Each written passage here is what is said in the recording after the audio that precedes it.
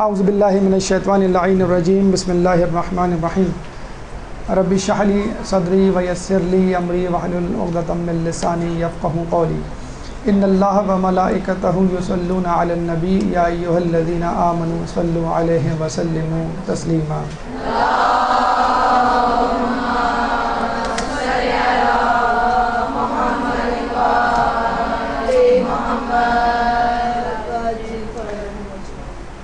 ہم عید کیسے منائیں؟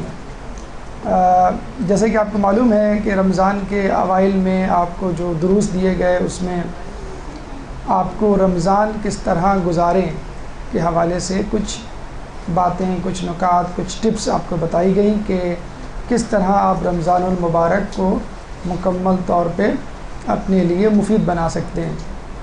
اسی طرح اسلام وہ مذہب ہے کہ جو ہر کام کو تفکر، غور و فکر کرنے کے بعد اور بہت احتیاط کے ساتھ انجام دینے کی تاکید کرتا ہے، اور یہ وہ مذہب نہیں یا یہ وہ امت نہیں کہ جو مصیبت میں، جو غم میں، جو عبادات میں احکامات اور مسائل کو انجام دیتے ہوئے تو خدا کو یاد رکھے، لیکن جب خوشی کا موقع آئے، سیلیبریشنز کا موقع آئے تو خدا کو بھول جائے۔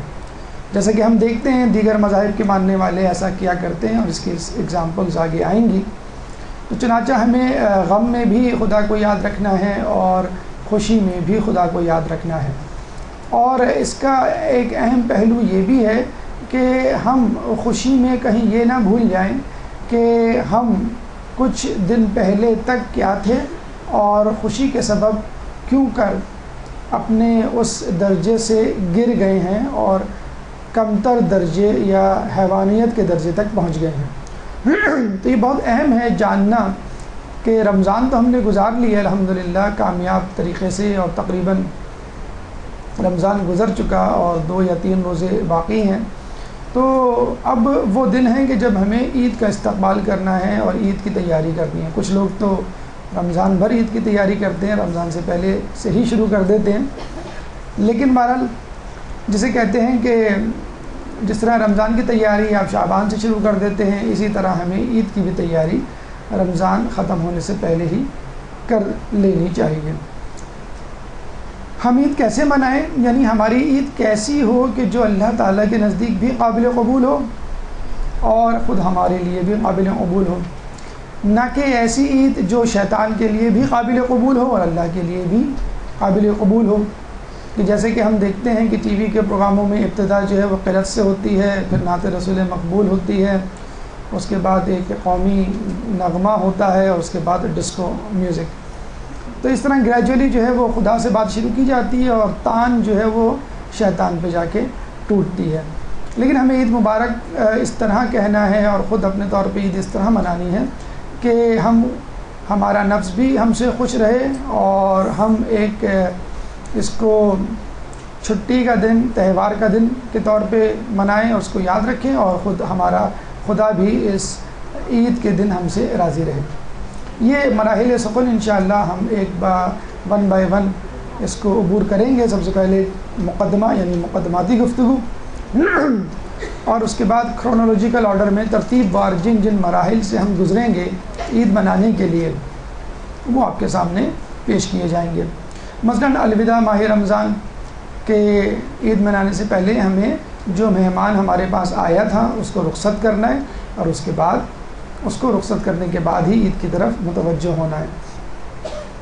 اس کے بعد عید کا چاند جو خود ایک ہمارے یہاں کنٹروورسی ہے اور جس پہ بہت زیادہ نزاع کی کیفیت، اختلاف کی کیفیت، لڑائی جھگڑے پیدا ہو جاتے ہیں خود پاکستان میں بھی، تو اس مسئلے کو کس حد تک حل کیا جائے کم از کم اپنے مرض تقلید کے حوالے سے، اور ہماری کیا ذمہ داری بنتی ہے عید کے چاند کے حوالے سے۔ چاند رات جو عید سے زیادہ مقبول ہے، لوگ چاند رات کو زیادہ انجوائے کرتے ہیں بنسبت عید کے، اس کو کس طرح گزارنا چاہیے اور ہم کس طرح گزارتے ہیں۔ صبح عید کی صبح جس طرح رمضان کی ایک صبح تھی، اس میں سحری تھی، اس میں نماز شب تھی، نماز فجر تھی، تسبیح و تحلیل تھی صبح کی، اس طرح صبح عید کس طرح منانی چاہیے۔ 5واں مرحلہ یوم عید، یعنی دن بھر ہمیں عید کا دن جو ہے وہ کس طرح ترتیب دینا ہے اپنی پلاننگ اور اپنا روٹین، کہ ہم خدا کے بنائے ہوئے راستے سے نہ ہٹ جائیں۔ چھٹا، عید کی رات، یعنی جب عید کی رات آتی ہے تو انسان پہ کیا احساسات، جذبات، فیلنگز طاری ہوتی ہیں، اور اب اس کو اگلے دن کی تیاری کرنی ہے، وہ کیسے کرے۔ اور عید کے بعد، یعنی عید کے بعد انسان کا رویہ کس طرح ہونا چاہیے تاکہ وہ تقوی کے اس تسلسل، تقوی کی اس کڑی سے جڑا رہے جو اس نے رمضان المبارک کے دنوں میں اپنے لیے تیار کیا تھا۔ تو آئیے سب سے پہلے مقدمے کی طرف چلتے ہیں، یعنی چند مقدماتی گفتگو تہوار یا عید کے حوالے سے، کہ مختلف جگہوں پہ غیر مسلم، غیر مسلمان لوگوں میں جگہوں پہ یہ کس طرح منایا جاتا ہے، اور اس کی کیا علت ہے، اس کے کیا سائیڈ ایفیکٹس ہیں، اور خود ہمارے ہاں عید کی کیا فضیلت ہے، کیا اہمیت ہے، کیا پس منظر ہے۔ ایک درود پڑھ دیجئے محمد والے۔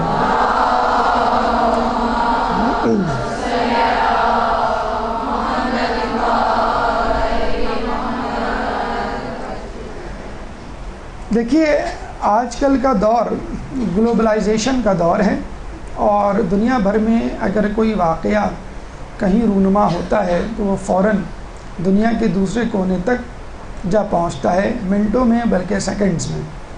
تو دنیا بھر میں جو تہوار غیر اسلامی حوالے سے منائے جاتے ہیں، مثلا کرسمس ہے، ہولی ہے، دیوالی ہے، ایسٹر ہے، ہیلووین ڈے ہے، بسنت ہے، وغیرہ وغیرہ، اس کے اثرات دنیا میں ہر جگہ پھیلتے ہیں۔ مطلب اب واقعہ یا خبر ایک پرفیوم، ایک عطر کی مانند ہو گیا ہے کہ آپ کمرے میں جہاں چھڑکیں پورے کمرے میں اس کی خوشبو پھیل جاتی ہے۔ اسی طرح اگر کوئی بدبودار چیز کمرے میں کہیں رکھی ہو، اس کی بدبو بھی پورے کمرے میں پھیل جائے گی۔ تو پوری دنیا سمٹ کر ایک کمرہ بن چکی ہے۔ تو دنیا میں جہاں جہاں جو کچھ ہو رہا ہے وہ آپ تک پہنچتا ہے۔ اسی لیے جو لوگ میڈیا سے بہت زیادہ متاثر ہیں، یا جن کے رشتہ دار دوسرے ممالک میں غیر مسلم علاقوں میں رہتے ہیں، ان تک جب بات پہنچتی ہے کہ فلاں مذہب والوں نے، فلاں علاقے والوں نے اپنے تہواروں کو کس طرح منایا، تو چند سادہ لو مسلمان بھی یہ سمجھ بیٹھتے ہیں کہ ہمیں بھی اپنے تہواروں کو اسی طرح ترتیب دینا چاہیے، اور ہمیں بھی عید کو اسی طرح سیلیبریٹ کرنا چاہیے۔ اور اس چکر میں ایک عام مسلمان سے بہت ساری غلطیاں سرزد ہو جاتی ہیں جو کہ نہیں ہونی چاہیے۔ تو چند تفصیل میں گئے بغیر چند تہواروں کا تذکرہ ہم آپ کے سامنے کرتے ہیں، جن کی بعض کشت آپ کے کانوں میں پڑ چکی ہوگی، اور جن کے ناموں سے آپ کسی حد تک واقف بھی ہوں گے۔ تو وہ کیا تہوار ہیں؟ اگر ہم عیسائیوں کے حوالے سے بات کریں تو عید الفطر یا عید کا جو ایکویویلنٹ ہے عیسائیوں کے ہاں، وہ کہلاتا ہے ایسٹر۔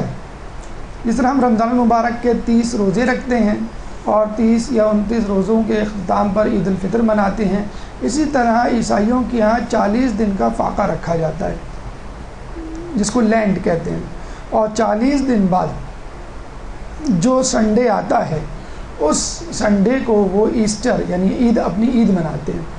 اور جس طرح ہمارے ہاں عید سے پہلے جمعۃ الوداع منایا جاتا ہے، اس کی ایک الگ اہمیت ہے، اسی طرح عیسائیوں کے ہاں اس سنڈے یعنی لینڈ یا 40 دن پورے ہونے کے بعد جو سنڈے آتا ہے، اس سے پہلے جو جمعہ آتا ہے وہ بڑا مقدس ہوتا ہے، اس کو ہم گڈ فرائیڈے کہتے ہیں، یعنی آخری جمعہ۔ علت اس کی یہ ہے کہ عیسیٰ علیہ السلام کو جمعے کے دن، یعنی جب فاقہ یہ لوگ کمپلیٹ کرتے ہیں اس کے بعد جو جمعہ آتا ہے، جمعے کے دن جو ہے صلیب پر چڑھایا گیا تھا، اور اتوار کے دن ان کی روح جو ہے اللہ کی طرف پرواز کر گئی تھی۔ جبکہ ہمارے یہاں یہ عقیدہ نہیں ہے، ہمارے یہاں عقیدہ یہ ہے کہ عیسیٰ علیہ السلام کو پھانسی دی ہی نہیں گئی تھی، بلکہ ان کا ایک ہم شکل آدمی سرجس جس کا نام تھا، اس کو پھانسی دی گئی تھی۔ یعنی سرجس حقیقت میں بادشاہ کا سپہ سالار تھا، جو عیسیٰ علیہ السلام کو پکڑنے کے لیے ان کے گھر گیا تھا، جہاں وہ چھپے ہوئے تھے اپنے حواریوں کے ساتھ۔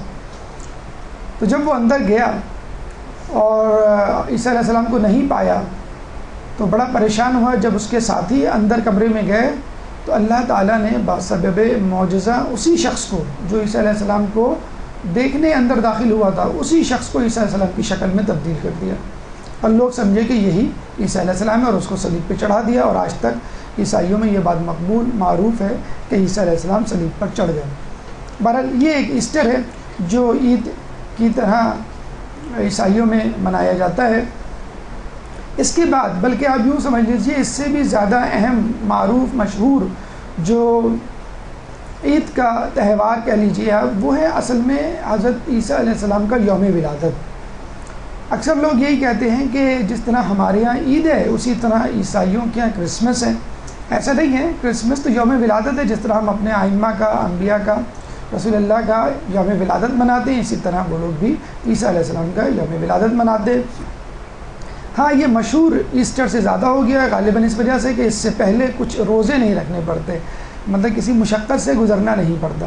اور دوسرا اہم مسئلہ یہ بھی ہے کہ یہ فکسڈ ہے، یعنی ایسٹر جو ہے وہ ہماری عید کی طرح فکسڈ نہیں ہوتا ہے، کس ڈیٹ کو پڑے گا یہ ایگزیکٹلی نہیں بتا سکتے، ہر سال کی الگ ڈیٹ ہوتی ہے۔ یہ سانٹا کلاز ہیں جن کے بارے میں کہا جاتا ہے کہ یہ رات کو آتے ہیں، بچوں کو گفٹ دے کے جاتے ہیں، یا پھر بچے جب صبح اٹھتے ہیں تو تکیے کے نیچے ان کے گفٹ رکھے ہوئے ہوتے ہیں جو سانٹا کلاز نامی شخصیت دے کے جاتا ہے۔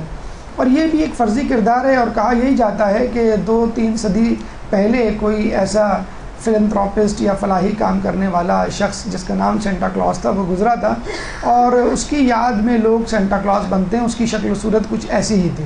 لیکن بہرحال یہاں پہ ایک بات ذہن میں آتی ہے کہ عیسائیوں میں بھی اگر کوئی خیر خواہ یا مقدس شخصیت ہے یا اس کا خاکہ لوگوں کے ذہن میں ہے تو وہ سنت نبوی سے مزین ہے، یعنی ان کے مذہب میں بھی یہ ہے کہ اگر کوئی نیک شخصیت ہو تو اس کی داڑھی ہونی چاہیے، اور جس طرح ان کی ننز رہتی ہیں اس کو دیکھ کے بھی اندازہ ہوتا ہے اگر مقدس عورت ہے، عورت اگر نیک ہے تو اس کو حجاب میں، اسکارف میں ہونا چاہیے۔ تو یہ وہ چیزیں ہیں جو عیسائیوں کے ہاں موجود ہیں، وہ نیکیاں جو ہمارے اندر ہیں، لیکن وہ نیکیاں انہوں نے مخصوص کرداروں سے، مخصوص جگہوں پہ رہنے والوں سے تخصص کر دی ہیں، اور عام زندگی میں وہ افراد اس تقوی کے حامل جسے کہتے ہیں نہیں ہوتے ہیں، اور انہوں نے یہ تمام تقوی اور پرہیزگاری جو ہے وہ چند مخصوص افراد کو جسے کہتے ہیں کہ ہبہ کر دی ہے، ان سے تخصیص کر دی ہے، اور خود اس سے مبرہ مستثنیٰ ہو گئے ہیں۔ ہندوؤں کے حوالے سے اگر ہم بات کریں تو دیوالی آپ نے سنا ہوگا ستمبر سے لے کے اکتوبر کے درمیان منائی جاتی ہے۔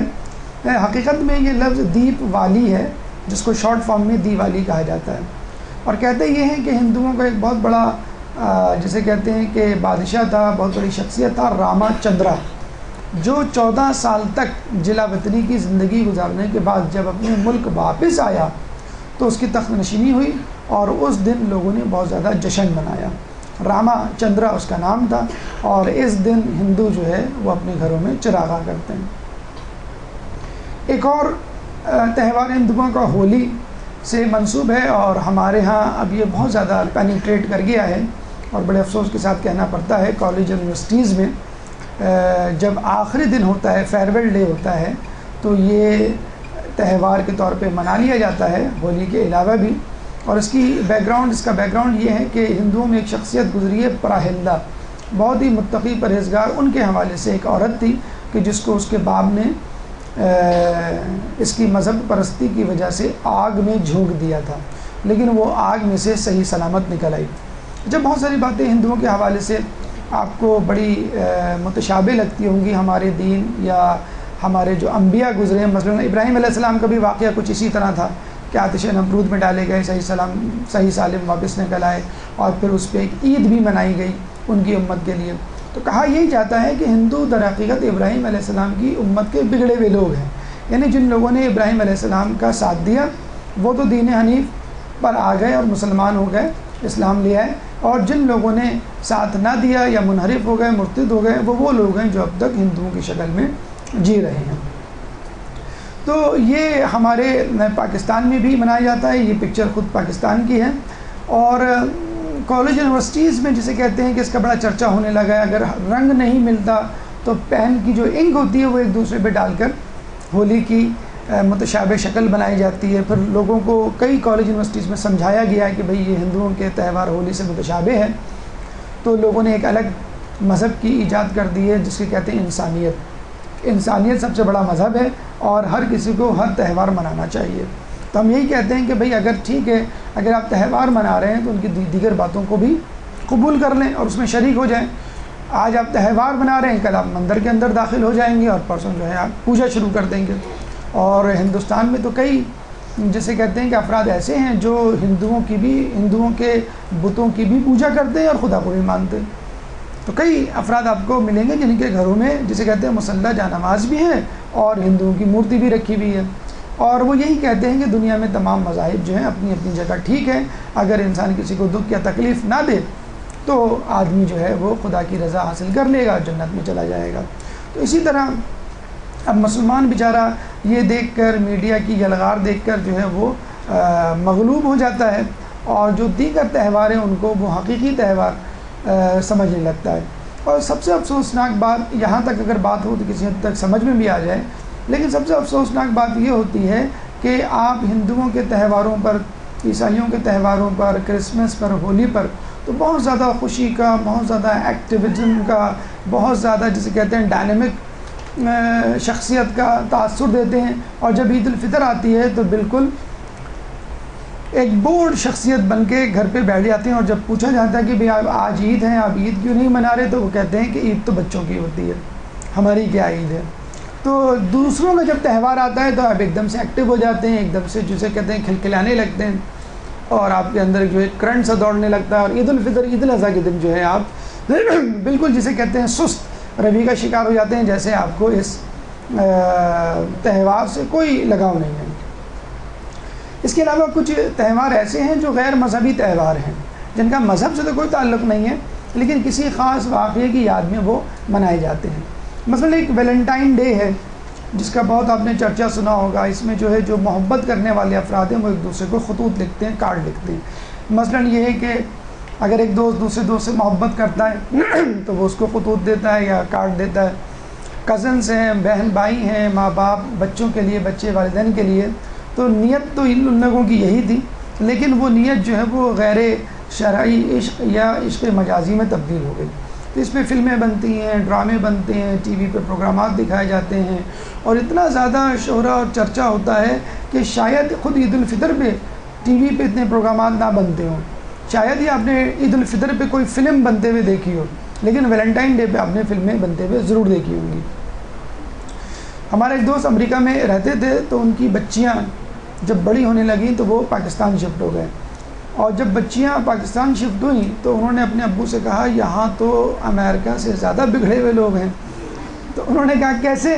کہیں گے وہاں پہ ہم ویلنٹائن ڈے نہیں مناتے تھے، اور آپ ہمیں یہی درس دیتے تھے کہ بیٹا یہ کرسچنس کے تہوار ہیں، ہمارے تہوار نہیں ہیں، اور یہاں کالج میں تمام لڑکیاں مجھے کہتی ہیں کہ تم ویلنٹائن ڈے کیوں نہیں مناتی۔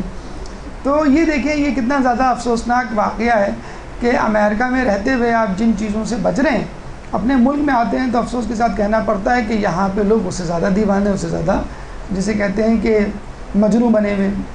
ایک اور واحد تہوار منایا جاتا ہے، وہ ہیلووین ڈے۔ ہیلووین ڈے میں کیا ہوتا ہے کہ انسان جو ہے وہ ڈسگائز، بھیس بدل کر گھومتا ہے۔ بچے جو ہیں وہ عجیب و غریب، آپ نے اکثر دیکھا ہوگا بازاروں میں وہ شیر کی شکل کا یا بھوت یا جن کی شکل کا ماسک ملتا ہے، تو وہ حقیقت میں کیا ہے؟ یہ عیسائیوں کا جو ہیلووین ڈے ہے اس کی یاد ہے۔ پھر جو ہے وہ آپ اپنے بچے کے لیے خریدتے ہیں وہ ماسک، یا وہ ڈراؤنی شکل کا گتے کا جو فیس کا ٹکڑا ہوتا ہے، وہ بچہ آتا ہے گھر میں اس کو لگاتا ہے، وہ اپنے سے چھوٹے سے بچوں کو ڈراتا ہے۔ تو وہ اصل میں ہیلووین ڈے ہے جو امریکہ میں 31 اکتوبر کو منایا جاتا ہے، دیگر یورپ ممالک میں۔ اس میں بچے جو ہیں وہ بھیس بدل کے نکلتے ہیں اور گھروں میں جاتے ہیں، اور ایک لفظ کہتے ہیں، ایک جملہ کہتے ہیں، ٹریٹ اور ٹرک، یعنی یا تو ہمیں ٹریٹ دو یا پھر ٹرک کے لیے تیار ہو جاؤ۔ وہ کیا ہے؟ ٹریٹ کا مطلب یہ ہے کہ ہمیں کوئی چاکلیٹ دو، کوئی کھانے کی چیز دو، کینڈیز دو، کوکیز دو، چاکلیٹ دو، کولڈ ڈرنک دو، ورنہ ہم آپ کا کچھ کر ڈالیں گے۔ جیسے ہمارے یہاں کے پولیس والے ہوتے ہیں، ابھی آپ مٹھی گرم کر دیں، اگر نہ کی تو پھر آپ کا چالان ہوگا۔ یا جس طرح کراچی میں پرچیاں تقسیم ہوتی ہیں، یا جسے کہتے ہیں کہ بھتہ مافیا جو سرگرم ہے، تو یہ چیزیں امریکہ اور یورپ میں بھی ہوتی ہے، لیکن یہ کہ اس کو چھپا دیا جاتا ہے، چھپا دیا جاتا ہے، اس کو ایک رسم کے طور پہ، ایک تہوار کے طور پہ منایا جاتا ہے۔ تو جو خامیاں یہاں ہیں وہ وہاں بھی ہیں، بلکہ بددرجہ اولیٰ ہیں، بہت زیادہ ہیں، لیکن اس کو ایک مزاح کی شکل دے دی گئی ہے۔ اسی طرح آپ نے دیکھا ہوگا اپریل فل جو ہے وہ ایک طرح کا جھوٹ کا عالمی دن ہے. جھوٹ ہمارے یہاں گناہان کبیرہ میں سے ہے. مذاق میں بھی جھوٹ بولنے سے منع کیا گیا ہے. مطلب کسی کو بتا دیں کسی کمپنی کے مالک کو بھائی تمہاری کمپنی میں آگ لگ گئی ہے, وہ تو ہارٹ اٹیک سے مر جائے گا, لیکن پتہ چلا کہ آپ نے جھوٹ بولا تھا. تو پوری دنیا میں بڑے فخر سے لوگ جھوٹ بولتے ہیں. کئی جگہوں پہ آگ لگ جاتی ہے اور وہ فون کرتے ہیں فائر بریگیڈ کو, وہ کہتے ہیں کہ نہیں آج اپریل فل ہے. تو کئی جگہوں پہ ایسا بھی ہوا ہے کہ آگ لگ گئی اور آگ بجھی نہیں, نہ فائر بریگیڈ والے آئے. کیوں؟ ان کو معلوم تھا ہمیں بیوقوف بنایا جائے گا, اور پتہ چلا کہ وہ آگ حقیقت میں لگی تھی. تو ہمارے یہاں بھی اب تو خیر کافی حد تک رجحان کم ہو گیا ہے. بڑا جو ہے اپریل فل منایا جاتا تھا ایک زمانے میں. تو یہ جھوٹ, عیاری اور جسے کہتے ہیں کہ مکاری, دوسروں کو ڈرانا, غیر شرعی کام سے مزین جسے کہتے ہیں کہ تہوار ہے. بسنت ایک تہوار ہے, یہ بھی ہندوؤں کا سے امپورٹ ہوا ہے اور موسم بہار کے وقت منایا جاتا ہے. پتنگیں اڑائی جاتی ہیں, رقص کیا جاتا ہے, فائرنگ کی جاتی ہے, اور اس کی بھی بڑی ٹی وی کوریج ہوتی ہے. لاکھوں کروڑوں روپے کے فقط پتنگ دھاگے جو ہیں وہ تقسیم کیے جاتے ہیں, بیچے جاتے ہیں. پھر آپ نے سنا بھی ہوگا کہ کتنے لوگوں کی ہلاکتیں ہوتی ہیں, پتنگ کے دھاگے سے ہلاکتیں ہو جاتی ہیں, فقط چھت سے گرنے سے ہلاکتیں ہو جاتی ہیں, فائرنگ سے ہلاکتیں ہو جاتی ہیں. لیکن یہ تہوار اسی طرح منایا جاتا ہے. تو یہ بھی ایک طرح کا لہو و لعب ہے جو ہماری ملت کو, ہماری عوام کو لپٹ گیا ہے. اسی طرح کچھ تہوار ہیں جو کہ دیکھا جائے تو غلط نہیں ہے, اگر منا لیا جائے اس میں کوئی حرج نہیں ہے. آپ کی ملت مطلب قومی حمیت ہے جس کو جلا ملتی ہے, لیکن افسوس کے ساتھ کہنا پڑتا ہے اس قسم کے سادہ سیدھا جس سے ہم فائدہ اٹھا سکتے ہیں. یعنی یہ وہ تہوار ہے جس میں ہم تمام نسلی مسائل کو حل کر سکتے ہیں اور ایک قومی دن کے طور پر ایک قومیت پرستی کو اجاگر کر سکتے ہیں اور پاکستان کو لوگوں کے سامنے پرائورٹی کی بنیاد پر پیش کر سکتے ہیں. لیکن اس تہوار کو بھی اور جیسے دوسرے تہوار کو بھی, حتیٰ کہ عید الفطر, عید الاضحیٰ کو بھی, جسے کہتے ہیں گناہوں کی بھیڑ چڑھا دیا جاتا ہے. اور ہمیں نہیں معلوم کہ پاکستان میں ایسا کیوں ہے کہ اگر کرکٹ بھی ہوگی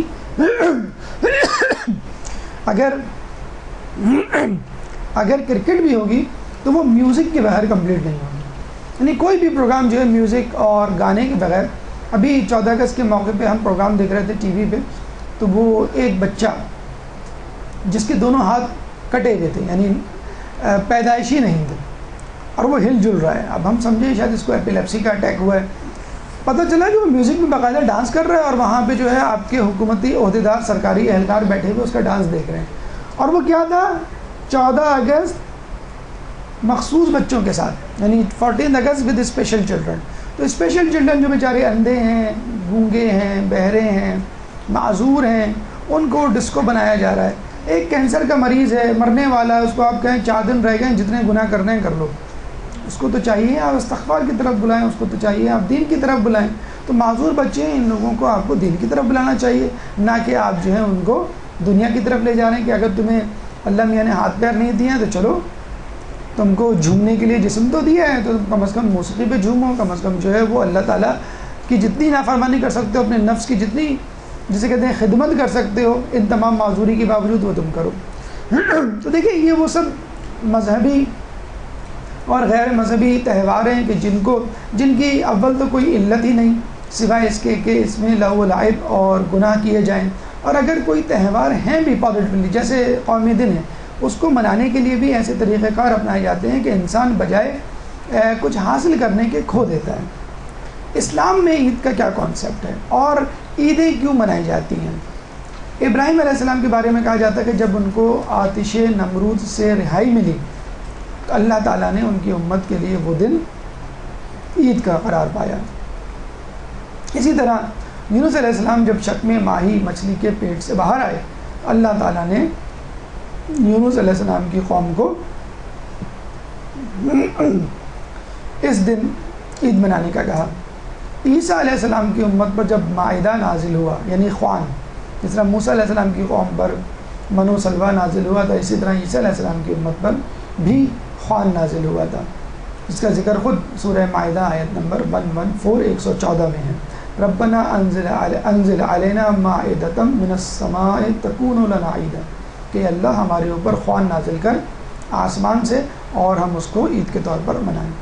تو یہ وہ دن ہیں اور وہ یہ جسے کہتے ہیں کہ تعلق ہے جس کی بنا پر عید منائی جاتی ہے، کہ جب ہم عید منائیں تو اپنے انبیاء، اپنے اسلاف، اپنے بزرگوں، اپنی شاندار تاریخ کو یاد رکھیں، اور اس سے نہ صرف یہ کہ ہم عید کی خوشیوں کو حاصل کریں گے بلکہ اپنے ایمان میں بھی اضافہ کر سکتے ہیں۔ عید الاضحیٰ، ابراہیم علیہ السلام نے جو اسماعیل علیہ السلام کو ذبح کرنے گئے تھے اور عین ذبح کے وقت اللہ تعالیٰ نے بھیڑ بھیج دی تھی، اور اسماعیل علیہ السلام کی بجائے انہوں نے اس بھیڑ کو ذبح کیا، اس کی یاد میں عید الاضحیٰ منائی جاتی ہے۔ پھر صفا و مروہ کی جو سعی ہے وہ بھی اس کی یاد میں ہوتی ہے۔ پھر جو ہے شیطان کو کنکریاں ہیں، وہ پورا حج ماشاءاللہ اللہ تعالیٰ نے ابراہیم علیہ السلام کی یاد میں مخصوص کر دیا۔ اچھا، ہم نے بہت تلاش کیا کہ جتنے بھی عید اور جتنے بھی فیسٹیولز ہیں ان کے پیچھے کیا کیا علتیں ہیں، کیا کیا بیک گراؤنڈ ہے۔ تو ہر علت کے پیچھے، ہر تہوار کے پیچھے آپ کو کوئی نہ کوئی بیک گراؤنڈ ملے گا، چاہے وہ مذہبی ہو یا غیر مذہبی۔ اور خود مسلمانوں میں جو عیدیں ہیں ان کے پیچھے بھی بیک گراؤنڈ ملے گا۔ واحد عید الفطر ایک ایسا تہوار ہے کہ جس کے پیچھے کوئی تاریخی پس منظر نہیں ہے، اور نہ ہی اس سے کوئی مشہور شخصیت منسلک ہے۔ فقط اور فقط ماہ رمضان میں روزہ داروں کے لیے ایک انعام کے طور پر یہ عید اللہ تعالیٰ نے آپ کو تحفے کے لیے دی ہے۔ ایک درود پڑھ دیں محمد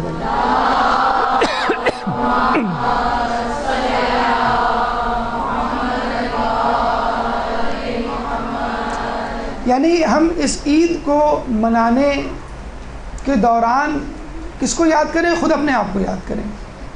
اس عید کو منانے کے دوران ہمیں کون سا واقعہ یاد آنا چاہیے؟ خود اپنے روزے یاد آنے چاہیے۔ تو کتنی بڑی بات ہے کہ دوسری عیدیں تو انبیاء اور ان کے کارناموں کے نتیجے میں وجود میں آئیں، علت انبیاء ان کے کارنامے بنے، اور عید الفطر فقط ایک مومن اور اس کے روزے بنے، اس کی علت۔ تو یہ کتنا بڑا درجہ ہے، کتنا بڑا جسے کہتے ہیں کہ اللہ تعالیٰ نے منزلت، کتنی بڑی منزلت ہمیں عطا کی ہے کہ جو روزہ دار ہیں ان کے لیے فقط ایک تہوار کے طور پر، ان لوگوں کے لیے فقط جو روزہ رکھتے ہیں ان کے لیے فقط ایک تہوار۔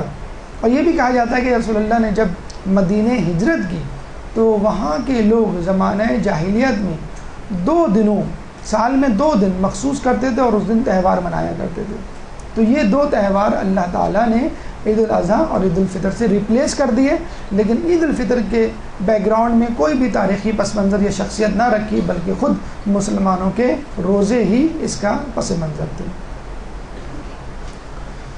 اس کے علاوہ اور عیدیں ہم اپنے طور سے بھی بنائے سکتے ہیں، کیونکہ واقعی ان ایام میں بہت زیادہ اہمیت کے حامل واقعے رونما ہوئے۔ مثلا عید غدیر کی اگر ہم بات کر لیں تو مولا علی کی ولایت کا اعلان جو ہے وہ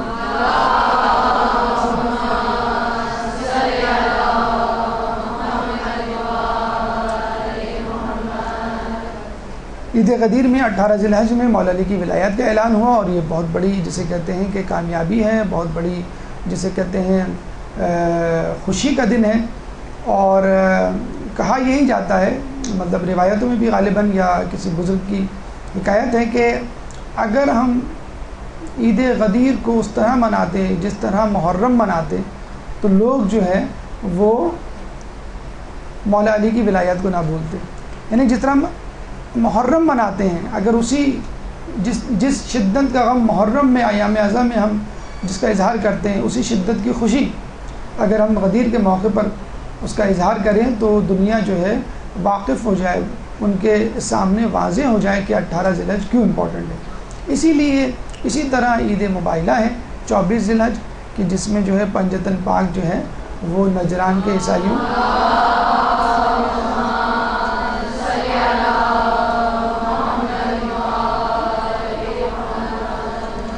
نجران کے عیسائیوں سے مقابلہ کرنے کے لیے گئے، اور آپ نے دیکھا کہ نجران کے عیسائیوں نے مقابلہ کرنے سے پہلے ہی ہتھیار ڈال دیے اور یہ کہا کہ ہم ایسے چہرے دیکھ رہے ہیں کہ جو اگر پہاڑ کو اشارہ کریں تو وہ اپنی جگہ سے ہٹ جائیں۔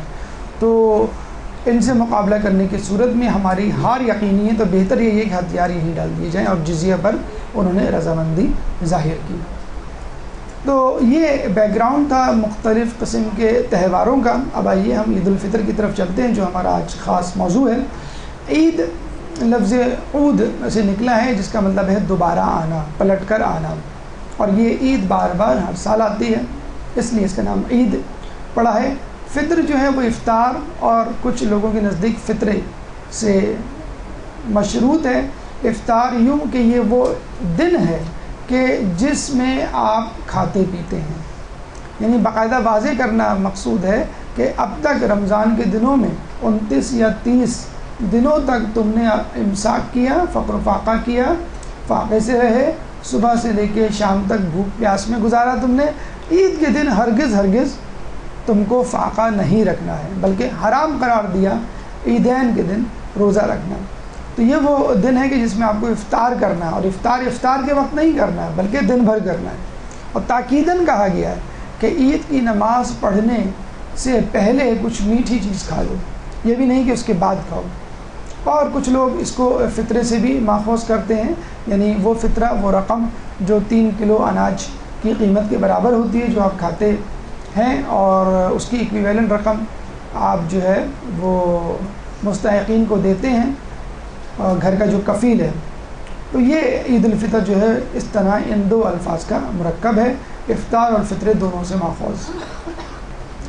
اچھا، دیکھا جائے تو عید پہ ہر کسی کو خوشی ہوتی ہے، یعنی شاید ہی کوئی شخص ہوگا، ٹھیک ہے وہ عید کا دن خشک مزاجی سے بور انداز سے گزار دے، لیکن بہرحال ایک خوشی تو ہوتی ہے، چاہے وہ بچہ ہو یا بڑا. عید کی سچی خوشی یا حقیقی خوشی کیا ہے؟ کہتے ہیں کہ حقیقی خوشی یہ ہے کہ جو لوگ ماہ رمضان کی عبادت کرتے ہیں ان کو اس بات کی خوشی ہوتی ہے کہ میں نے پورے رمضان جو ہے وہ عبادت کی، اور اللہ تعالیٰ نے جو پروجیکٹ، جو اسائنمنٹ اور جو حکم مجھے دیا تھا وہ الحمدللہ مکمل ہو گیا.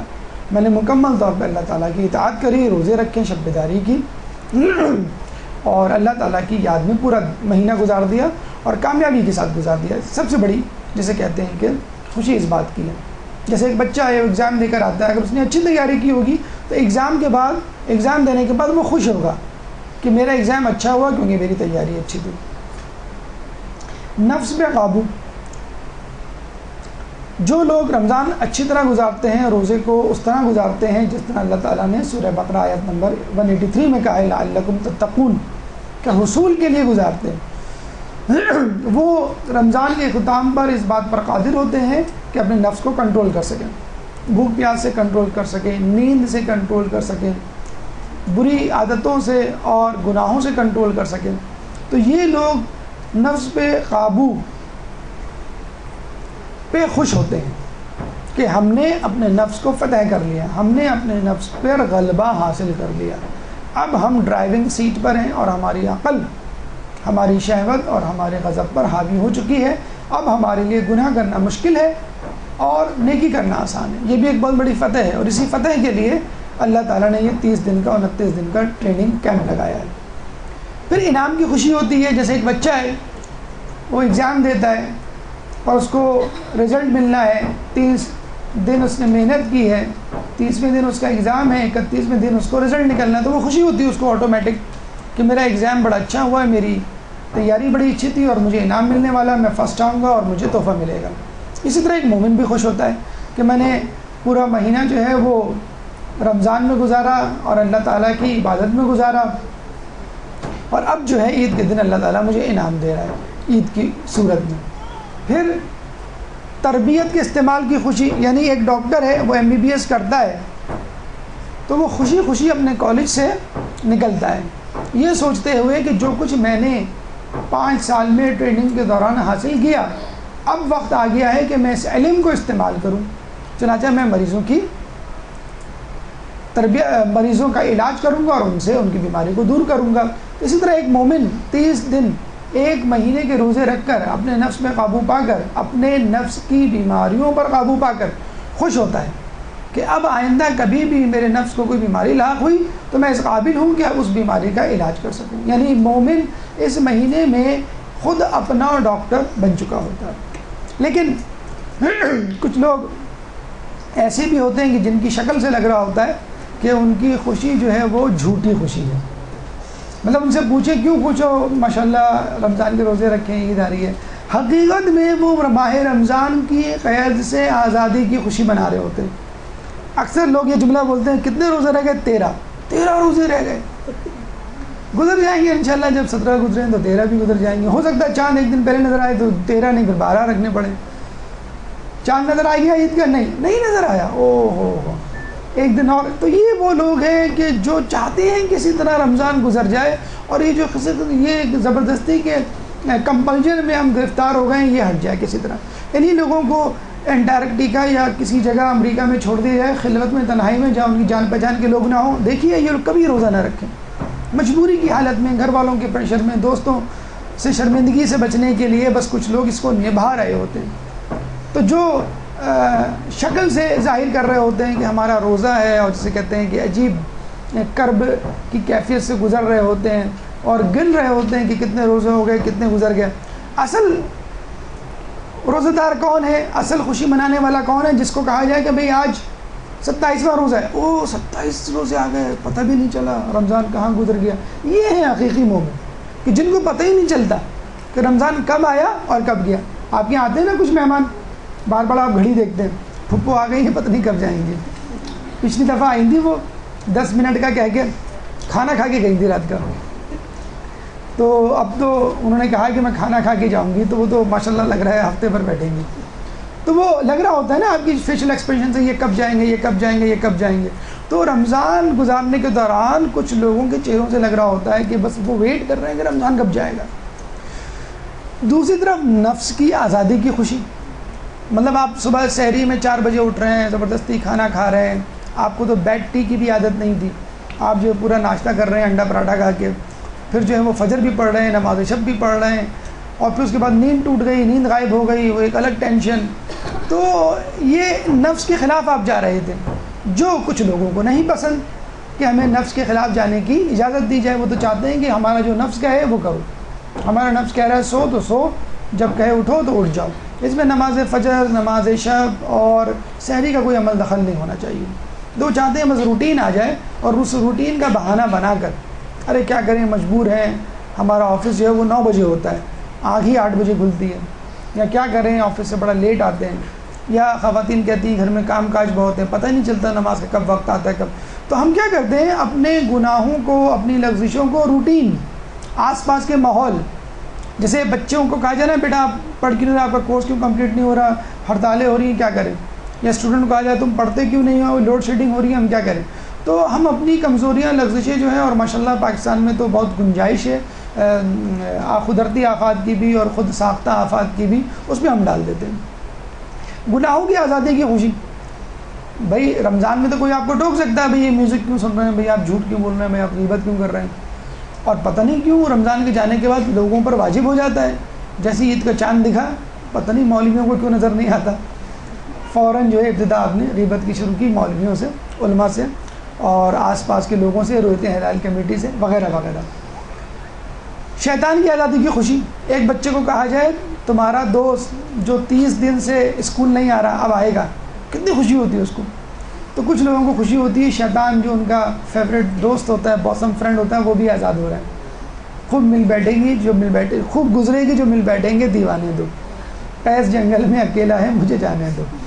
تو یہی کچھ صورتحال کچھ لوگوں کی ہوتی ہے جو شیطان کو مس کر رہے ہوتے ہیں، اس میں مس بھی شامل ہیں اور مسٹر بھی شامل ہیں۔ تو جیسے ہی شیطان جو ہے وہ کھلتا ہے، وہ خوش ہو جاتے ہیں کہ بھئی چلو اب پلاننگ کریں گے، طارق روڈ جانا ہے، بولٹن مارکیٹ جانا ہے، جامع کلاتھ جانا ہے، جسے کہتے ہیں گلف شاپنگ سینٹر جانا ہے، حیدری جانا ہے، لیاقت مارکیٹ، بابر مارکیٹ، کس جگہ جانا ہے، اور وہاں سے ہم اپنے گناہوں کی ابتدا کریں گے۔ تو یہ جھوٹی خوشیاں ہیں جو لوگوں کے چہروں پر ہوتی ہیں، اور لگ رہا ہوتا ہے کہ ان کو کس بات کی خوشی ہے۔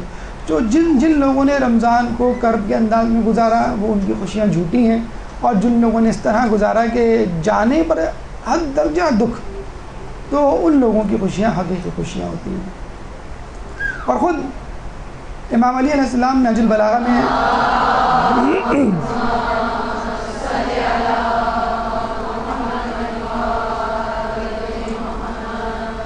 فرماتے ہیں کہ عید صرف اس کے لیے ہے جس کے روزوں کو اللہ نے قبول کیا ہو، اس کے قیام کو قدر کی نگاہ سے دیکھا ہو۔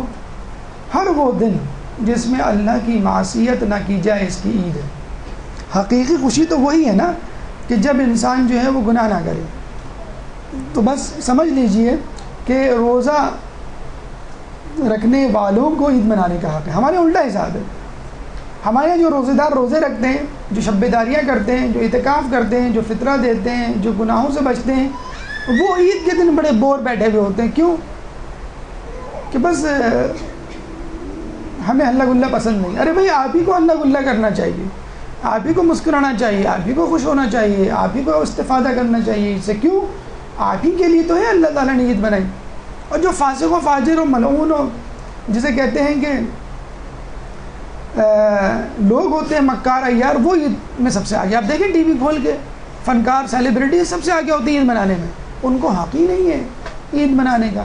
جو بے پردہ ہیں ان کو حق ہی نہیں ہے، جو گناہوں میں زندگی گزار رہے ہیں۔ مطلب ابھی رمضان گیا نہیں ہے، عید کے پروگرامات کی جھلکیاں دکھانا انہوں نے شروع کر دی ہیں، جس میں جس طرح کے پروگرامات وہ دکھانے جا رہے ہیں دیکھ کے شرم آتی ہے کہ یہ پروگرام انہوں نے بنا لیے ہیں۔ اب بنا لیے تو کب بنائے ہوں گے؟ رمضان میں بنائے ہوں گے، اس کی ریکارڈنگ رمضان میں ہوئی ہوگی، ہو سکتا ہے شب قدر میں ہوئی ہو۔ تو یہ حالات ہیں ہماری میڈیا کے۔ تو میڈیا سے اگر کوئی یہ سمجھتا ہے کہ میڈیا ہمارے ایمان میں اضافہ کرے گا نعتیں دے کر شب قدر میں رمضان کے دن، وہی میڈیا، وہی اینکر عید کے بعد گلوکاروں کو انٹروڈیوس کروا رہا ہوتا ہے۔ وہی اینکر جو ہے جس کے سر پہ دوپٹہ ہوتا ہے، وہی اینکر جو ہے مادر پدر اعزاز بے حجاب ہوتی ہے رمضان کے بعد۔ تو میڈیا تو آپ کو رمضان کے یا مذہبی پروگرام دکھا کر یوں سمجھ لیجیے کیش کر رہا ہوتا ہے آپ کے جذبات کو۔ عوام میں جو چیز مقبول ہوتی ہے اس کو کیش کیا جاتا ہے۔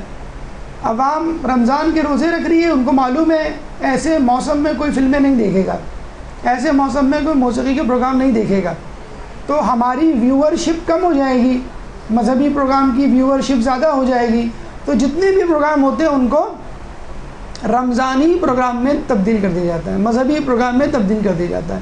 حتیٰ کہ کوئی مزاحیہ کامیڈین ڈرامے بھی آتے ہیں تو اس میں اسلام کا تذکرہ شروع ہو جاتا ہے، یا جسے کہتے ہیں مذہب کے حوالے سے گفتگو شروع ہوتی ہے، تاکہ لوگوں کی نگاہیں ان کی طرف مرتکز ہو جائیں، زیادہ سے زیادہ ان کو کمرشلز ملیں، زیادہ سے زیادہ ان کے طرف سامعین متوجہ ہوں۔ اور پھر دیکھتے ہیں آپ وہی لوگ رمضان کے بعد کس طرح مشرق سے مغرب کی طرف چلے جاتے ہیں۔ مولا علی ایک دفعہ عید کے دن، عید کی صبح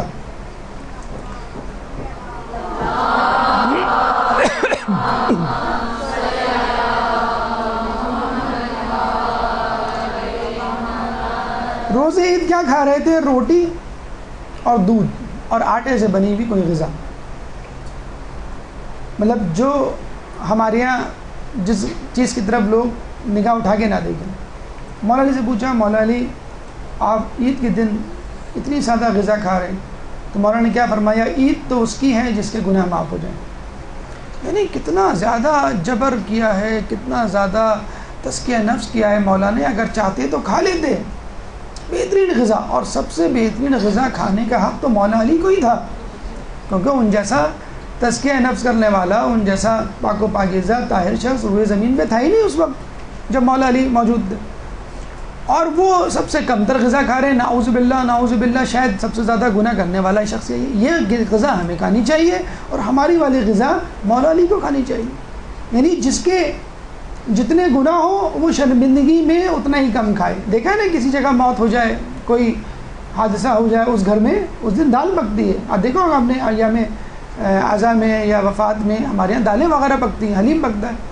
تو مولا فرما رہے ہیں عید تو وہ ہے کہ جس دن آدمی کو یقین ہو جائے، عید تو وہ ہے کہ جس دن آپ کے گناہ معاف ہو جائیں۔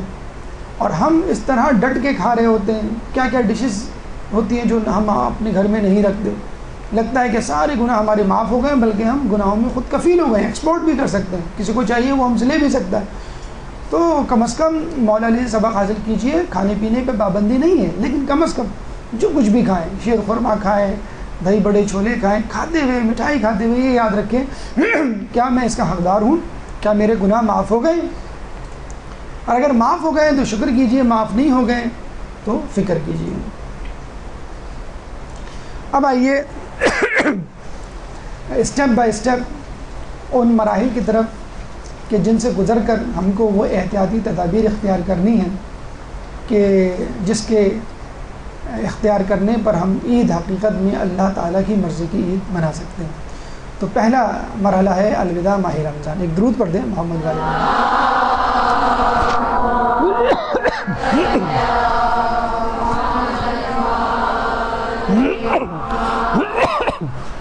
دیکھیں میں اس کی مثال آپ کو ایسے دوں، الوداع جو لفظ ہے وہ ودا سے نکلا ہے، داع، اس کا مطلب ہے راحت و سکون۔ جب مسافر کہیں جاتا ہے سفر پہ تو اس کو الوداع کیا جاتا ہے، یعنی اس کے لیے دعا کی جاتی ہے، خیر و عافیت سے پلٹنے کے لیے ہاتھ اٹھائے جاتے ہیں اور جاتے ہوئے حزن و ملال کا اظہار کیا جاتا ہے کہ ہمیں آپ کی جدائی کا بڑا افسوس ہے اور ہم امید کرتے ہیں کہ آپ بہت جلد آ جائیں گے۔ آپ نے دیکھا ہوگا نا، آپ کے گھر میں کوئی مہمان آئے تو جتنا زیادہ قریب ہوگا آپ اتنا ہی زیادہ دور تک اس کو چھوڑنے جائیں گے۔ بعض لوگ ڈرائنگ روم میں بیٹھے بیٹھے چائے کی چسکی لیتے ہوئے اچھا ہاں خدا حافظ آتے رہنا کہہ دیتے ہیں، کچھ لوگ کمرے کے دروازے تک، کچھ لوگ مین گیٹ تک، اور پھر مرد حضرات جو ہیں وہ آگے تک۔ تو جتنی وابستگی ہوتی ہے اتنی ہی گرم جوشی سے استقبال اور اتنی ہی گرم جوشی سے الوداع کیا جاتا ہے۔ میں ایک مثال آپ کو دیتا ہوں۔ فرض کر لیجئے آپ کے انکل امریکہ سے آئے 1 سال بعد، اور آپ نے ان کو ایک لسٹ فون پہ پکڑا دی تھی، تھما دی تھی کہ آپ میرے لیے آئی پاڈ لے آئیے گا، کیلکولیٹر لے آئیے گا، موبائل لے آئیے گا، لیپ ٹاپ لے آئیے گا، وغیرہ وغیرہ، 10 چیزیں، جوڑے لے آئیے گا، پین لے آئیے گا، 10 چیزیں ان کو پکڑا دی۔ میں نے کہا ہاں بیٹا میں سب لے آؤں گا۔ پتہ چلا وہ آئے تو خالی ہاتھ، اور آپ بڑے پریشان کہ یار یہ ہم نے جو کچھ کہا تھا وہ تو کچھ بھی نہیں لے کر آئے۔ 1 مہینہ وہ آپ کے پاس ٹھہرے تو لگا کہ وہ آپ کے دل پہ چھریاں چل رہی ہیں کہ یہ کیوں بیٹھے ہوئے ہیں، کیوں آئے ہوئے ہیں، اور جب ان کا سامنا ہوتا آپ منہ بناتے۔ 30 دن بعد جب وہ جانے لگے، عین اسی وقت پی سی ایس والے آئے، ایک بہت بڑا بریف کیس باکس لے کر، یہ آپ کا کسٹم میں سامان رک گیا تھا وہ میں لے کر آیا ہوں۔ اس باکس کو کھولا تو آئی پاڈ، کیلکولیٹر، لیپ ٹاپ، پین، جوڑے سب موجود تھا، اور انکل اس وقت جا رہے ہیں گھر سے اور وہ آپ کو خدا حافظ کہہ رہے ہیں اور آپ ان کی طرف دیکھ بھی نہیں رہے۔ اس کا مطلب کیا ہوا؟ آپ کو انکل کے آنے کی خوشی نہیں تھی، انکل کی وساطت سے، وسیلے سے جو سامان آنا تھا آپ کے لیے اس کی خوشی تھی۔ اسی طرح رمضان 30 دن کے لیے آتا ہے، اس کے اختتام پر عید آنی ہوتی ہے، یعنی تحفہ۔ تو عید پر جو خوشی منائی جاتی ہے، جو سیلیبریشن ہوتی ہے، جو جسے کہتے ہیں کہ انسان جھوم اٹھتا ہے، اسی طرح کی خوشی رمضان پہ بھی ہونی چاہیے تھی لیکن نہیں ہوئی۔ اس کا مطلب کیا ہوا؟ آپ کو صرف سیر سپاٹے، لہو و لعب، خوشیوں، کھانے پینے سے دلچسپی ہے، رمضان سے، ماہ رمضان سے آپ کو کوئی دلچسپی نہیں۔ تو اسی طرح کچھ لوگ 30 دن 29 دن تو بہت زیادہ جسے کہتے ہیں کرب میں گزارتے ہیں، اور جب رمضان گزر جاتا ہے تو اس کو الوداع کہنے کے لیے بھی آپ کے پاس فرصت نہیں ہوتی۔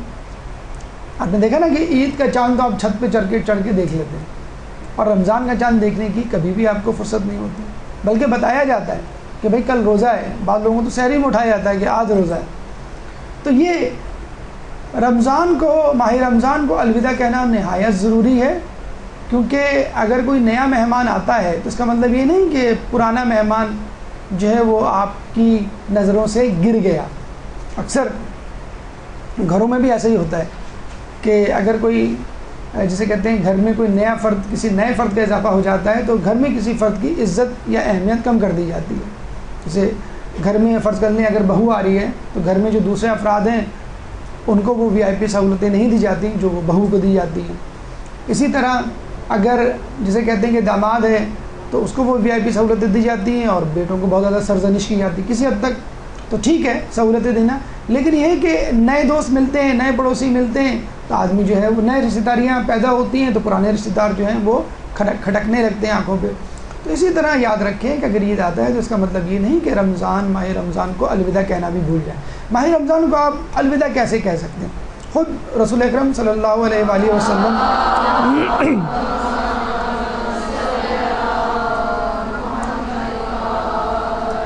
دعا ہے جو آپ کو پڑھنی چاہیے، مختصر سی دعا، اے اللہ اسے ہمارے روزوں کا آخری زمانہ قرار دے، اور اگر تو نے قرار دیا ہے تو ہمیں اپنی رحمت سے محروم نہ کر۔ کہا یہ جاتا ہے کہ جو شخص یہ کلمات کہے گا تو تو اس کو دو خوبیاں ملیں گی. دو خوبیوں میں سے کوئی ایک, یا تو آئندہ کا ماہ رمضان اسے نصیب ہوگا, یا اللہ کی مغفرت و رحمت اس کے شامل حال ہوگی. یعنی آپ کو ایک اور چانس دیا جائے گا اگلے رمضان تک, اور پھر دوبارہ بخشش کا سامان, ایک آپشن دیا جائے گا دوبارہ نیکیوں کا, دوبارہ شب بیداریوں کا, دوبارہ شب قدر کا. اور اگر ایسا نہ ہوا خدا نخواستہ اور آئندہ رمضان دیکھنا نصیب نہ ہوا, تو پھر اللہ تعالیٰ اس کی مغفرت کر دے گا. یعنی اس کو نئے یا دوسرے رمضان کی نہ دیکھنے کا افسوس نہیں ہوگا.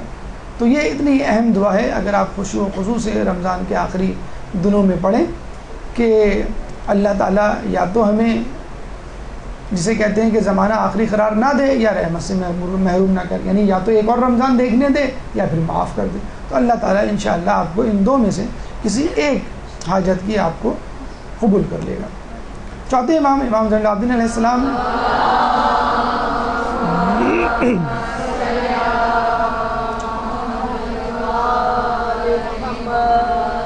دعا ہے, دعا نمبر 45. کوشش کریں کہ اس دعا کو پڑھیں, کوشش کریں کہ اگر عربی میں پڑھ سکتے ہیں تو عربی میں, ورنہ ترجمہ تو ضرور ہی پڑھیں, عربی اور ترجمہ ضرور. اس کی جو معنیت ہے, اس میں جو مفہوم ہے, اس میں جو پیغام امام نے دیا ہے, وہ انتہائی خوبصورت پیغام ہے. رمضان کے بچھڑتے ہوئے تجھ پر سلام, اے وہ ہمدم جو انس و دل بستگی کا سامان لیے ہوئے آیا, تو شادمانی کا سبب ہوا اور واپس گیا تو وحشت بڑھا کر غمگین بنا گیا. تجھ پر سلام, تو گناہ گاروں کے لیے کتنا طویل اور مومنوں کے دلوں میں کتنا پرہیبت ہے. دیکھیں ابھی جو ہم نے گفتگو کی تھی کہ کچھ لوگ ہوتے ہیں کہ جن کو سچی خوشی ہوتی ہے, اور کچھ لوگ ہوتے ہیں جن کو جھوٹی خوشی ہوتی ہے. تو دونوں افراد کا تعارف کروا دیا ہے امام نے کہ جو گناہ گار ہیں, جو روزوں کو نہیں چاہتے رکھنا, ان کے لیے روزہ ایک آگ ہے, ایک تپتی ہوئی ریت ہے, جسے کہتے ہیں کانٹوں کا بستر ہے, کہ ان کا دل جو ہے مضطرب رہتا ہے اور ان کا دن کٹنے کو نہیں آتا. وہ دن گن گن کر گزار رہے ہوتے ہیں کب رمضان مبارک ختم ہو اور ہماری نعوذ باللہ اس سے جان چھوٹے. اور جو مومن ہیں, جو انتظار کر رہے ہوتے ہیں رمضان کا, وہ اپنے اندر اس رمضان کی کتنی ہیبت اور کتنی روحانیت محسوس کر رہے ہوتے ہیں. تو جو شخص رمضان کو طویل سمجھے اس کا شمار گناہ گاروں میں ہے, اور جو رمضان کو مختصر سمجھے کہ کب آیا اور کب گیا پتہ نہ چلا, وہ حقیقی مومن کہلانے کا حقدار ہے. اب آئیے ہماری گفتگو کے دوسرے مرحلے کی طرف, یعنی عید کا چاند. ایک درود پڑھ دے محمد والے.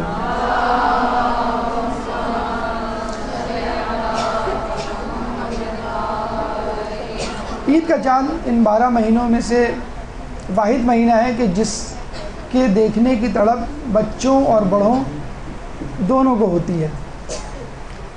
عید کے چاند کے حوالے سے چند آداب اپنے ذہن میں رکھ لیجئے کہ جب عید کا چاند دیکھیں تو جس طرح لوگ اشارہ کرتے ہیں, اشارہ کرنے سے پرہیز کریں, رخ بتلا دیں, ڈائریکشن بتلا دیں.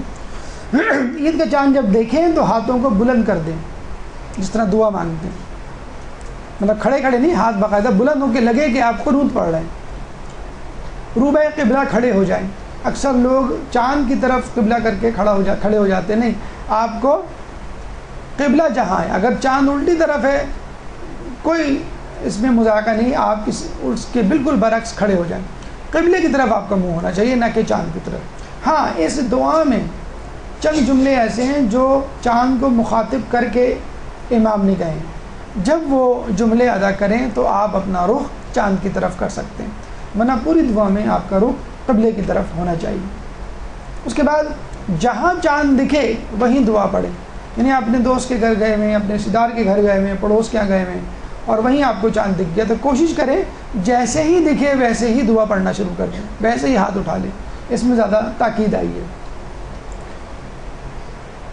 رمضان کا چاند دیکھنے کے بعد, اچھا اس میں یہ ہم بتا دیں کہ اس میں فقط عید کے چاند کی بندش نہیں ہے, کسی بھی مہینے کا چاند دیکھنے کے لیے ہلال یعنی پہلی رات کا چاند وہ اس کے آداب آپ کو بتائے جا رہے ہیں، جس میں عید کا چاند بھی شامل ہے۔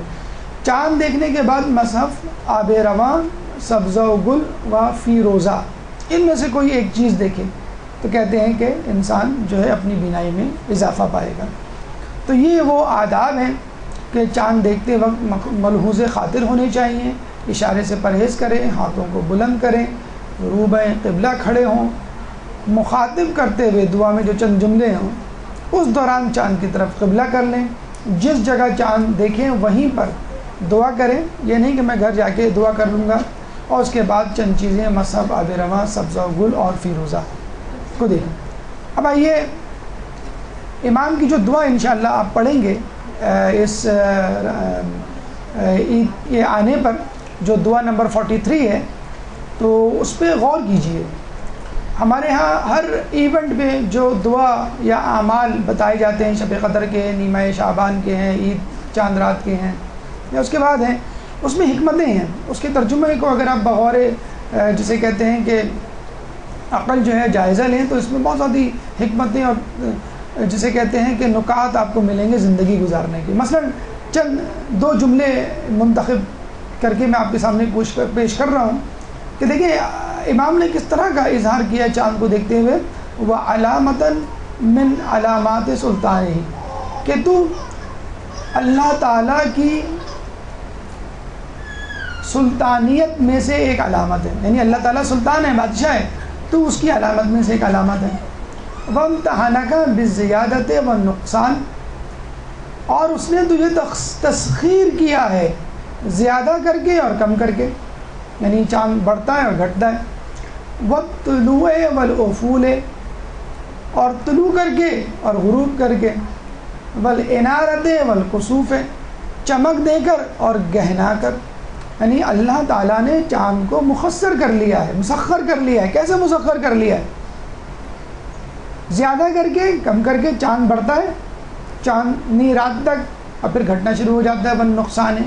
والطلوع والافول، رات میں نکلتا ہے دن میں غائب ہو جاتا ہے۔ والانار والکسوف، چاند رات کو چودھویں رات کو کتنا آب و تاب سے چمک رہا ہوتا ہے اور جب گرہن لگتا ہے تو غائب ہو جاتا ہے، ہوتے ہوئے بھی نظر نہیں آتا۔ اس کا مطلب ہے کہ چاند ایک تغیر پذیر، تبدل پذیر جو ہے وہ شے ہے، اور یاد رکھ لیجئے جس چیز میں تغیر آئے، جو چیز بڑھے اور گھٹے، چھپے اور نکلے، غروب اور طلوع ہو، وہ چیز کبھی خدا نہیں ہو سکتی۔ اور یہ ایک ضرب ہے، ایک دلیل ہے ان مذاہب کے خلاف کہ جن مذاہب میں سورج، چاند، ستاروں کو خدا سمجھا جاتا تھا۔ تو امام نے ان جملوں کو ادا کر کے چاند کو اس کی حقیقت بتلا دی اور باطل پرستوں کو بے نقاب کر دیا کہ جس چاند کو تم خدا سمجھتے ہو وہ خدا تو تغیر پذیر ہے، اور خدا تغیر پذیر ہو تو وہ خدا نہیں ہوتا بلکہ مخلوق ہوتا ہے، اس کا خالق خدا ہوتا ہے۔ ایک اور جگہ آگے چل کے فرماتے ہیں ہلال امن من الآفات و سلامت من السیئات، کہ اے خدا اس ہلال کو، اس چاند کو امن قرار دے من الآفات، آفات سے۔ کراچی والوں کو تو خصوصی طور پہ اس جملے کو کئی مرتبہ دہرانا چاہیے کہ جس طرح ہر مہینے جو ہے کسی نہ کسی آفت مصیبت کی لپیٹ میں ہوتا ہے، تو بہت زیادہ ضرورت ہے اس قسم کی دعاؤں کو پڑھنے کی۔ امریکہ میں جہاں پر اس کو شکست دینے والا کوئی نہیں، بے لگام گھوڑے کی طرح وہ گھوم رہا ہے، اس کو خدائی آفات، آج کل ایک آئرین نام کا سیلاب آیا ہوا ہے جس میں تقریباً 2-2.5 لاکھ افراد اب تک شفٹ ہو چکے ہیں، اور کئی لاکھ افراد کو، 20-25 لاکھ افراد کو شفٹ ہونے کا کہہ دیا امریکن گورنمنٹ نے۔ 7 اسٹیٹس میں وہ طوفان آیا ہوا ہے، حتیٰ کہ خود نیو یارک بھی محفوظ نہیں ہے۔ خود پریزیڈنٹ اوباما کہہ چکے ہیں کہ میں اپنی زندگی میں شاید اس سے بڑا طوفان اور سیلاب نہ دیکھوں۔ تو ٹھیک ہے، خدا نے اس کو اپنی قدرتی آفات کی مار ماری، لیکن یہاں پر ہم خود اپنے لیے نقصان اور جسے کہتے ہیں آفات پیدا کرنے پہ تلے ہوئے ہیں۔ تو آپ نے دیکھا کہ امام نے کس طرح عقیدہ توحید کو بھی اجاگر کر دیا اور اپنے لیے امن و سلامتی کی دعا بھی مانگ لی۔ اب آئیے اختلاف رؤیت ہلال، اس میں تو بہت زیادہ گفتگو ہو سکتی ہے، بلکہ بہت زیادہ لطیفے بھی سنائے جا سکتے ہیں۔ کل ہم اچھا آپ کا روزہ اگر نہیں ہے تو کر لیں آپ غیبت، ورنہ کوشش کریں کہ غیبت نہ کریں. دیکھیے ابھی عید کا چاند نہیں دکھا ہے، صرف ان کا دیدار ہوا ہے جو عید کا چاند دکھتے ہیں، تو آپ کے لبوں کو ان کا نام آنا شروع ہوا اور آپ نے غیبت کرنی شروع کی. کل ہم ایک انگلش ویب سائٹ islamwatch.com پہ وزٹ کر رہے تھے، تو اس میں شب قدر معین کیوں نہیں ہے اس پہ آرٹیکلز تھے. اچھا اختلاف عید کیوں ہے اس پہ آرٹیکلز تھے. اس طرح چند آرٹیکلز تھے. ہم نے بڑی خوشی اس کو پڑھنا شروع کیا. پتہ چلا وہ ویب سائٹ کسی کرسچن کی ہے اور اس نے ان چیزوں کو ہدف بنا کر اسلام کا مذاق اڑایا. یہ کیسا اسلام ہے کہ جن کو اپنی عیدوں کا نہیں پتہ؟ یہ کیسا اسلام ہے جو شب قدر ڈھونڈتے پھرتے ہیں، ان کو جسے کہتے ہیں کہ معین ہی نہیں کیا انہوں نے. تو دیکھا جائے ان کو جو ہمت ہوئی ہے اسلام کا مذاق اڑانے کی، وہ ہماری وجہ سے ہوئی ہے کہ ہم خود اپنے علماء کا نعوذ باللہ کسی نہ کسی طرح مجتہدین کا، اور دیکھا جائے تو انڈائریکٹلی اسلام کا مذاق اڑا رہے ہوتے ہیں.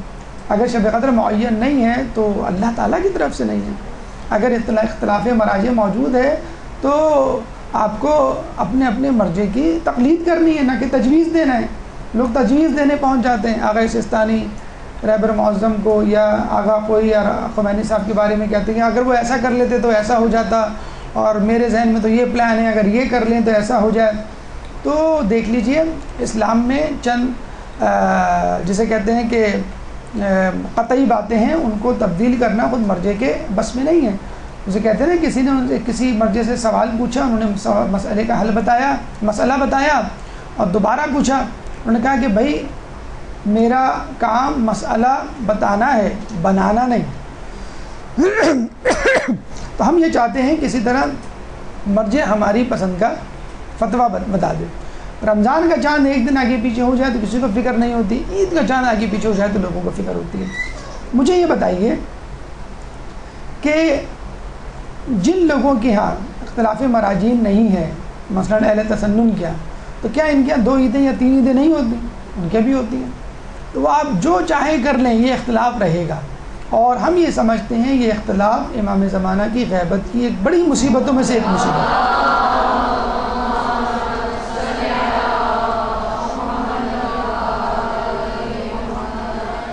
جس طرح ہم لوگ مصائب کا شکار ہیں، ظلمت کا شکار ہیں، ظلم کا شکار ہیں، تذلیل کا شکار ہیں، کیوں؟ ہم نے امام کی معرفت نہیں حاصل کی، اور جب امام غیبت میں چلا گیا تو ہم جو ہیں امام کے نمائندوں یعنی مراجعین کو جسے کہتے ہیں کہ اپنے اعتراضات کا نشانہ بنا رہے ہیں.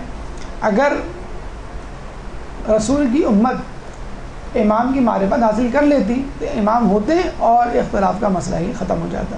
کچھ لوگ کہتے ہیں بھائی سائنسی ایجادات آ چکی ان سے استفادہ کیوں نہیں کرتے؟ تو بھائی ضروری نہیں ہے کہ سائنسی ایجاد اگر آ گئی ہو تو اس کو ہر حکم اور مسئلے میں استعمال کیا جائے. اب آپ کا بھائی صفحہ مروہ کی پہاڑیوں پر چکر ہی تو لگانا ہے آگے پیچھے، تو ایوبیہ کی جو ایئر لفٹرز ہوتی ہیں، چیئرز ہوتی ہیں، وہ لگا دی جائیں صفحہ مروہ پہ، وہ 7 مرتبہ گھوم لیں گے اور آپ بھی گھوم لیں گے. نہیں، چلنا مقصود ہے اپنی ٹانگوں سے جسے کہتے ہیں. وہاں پہ آپ 7C کے رکشے چلا دیں، آپ جو ہیں وہ شٹل سروس چلا دیں کراچی یونیورسٹی والی.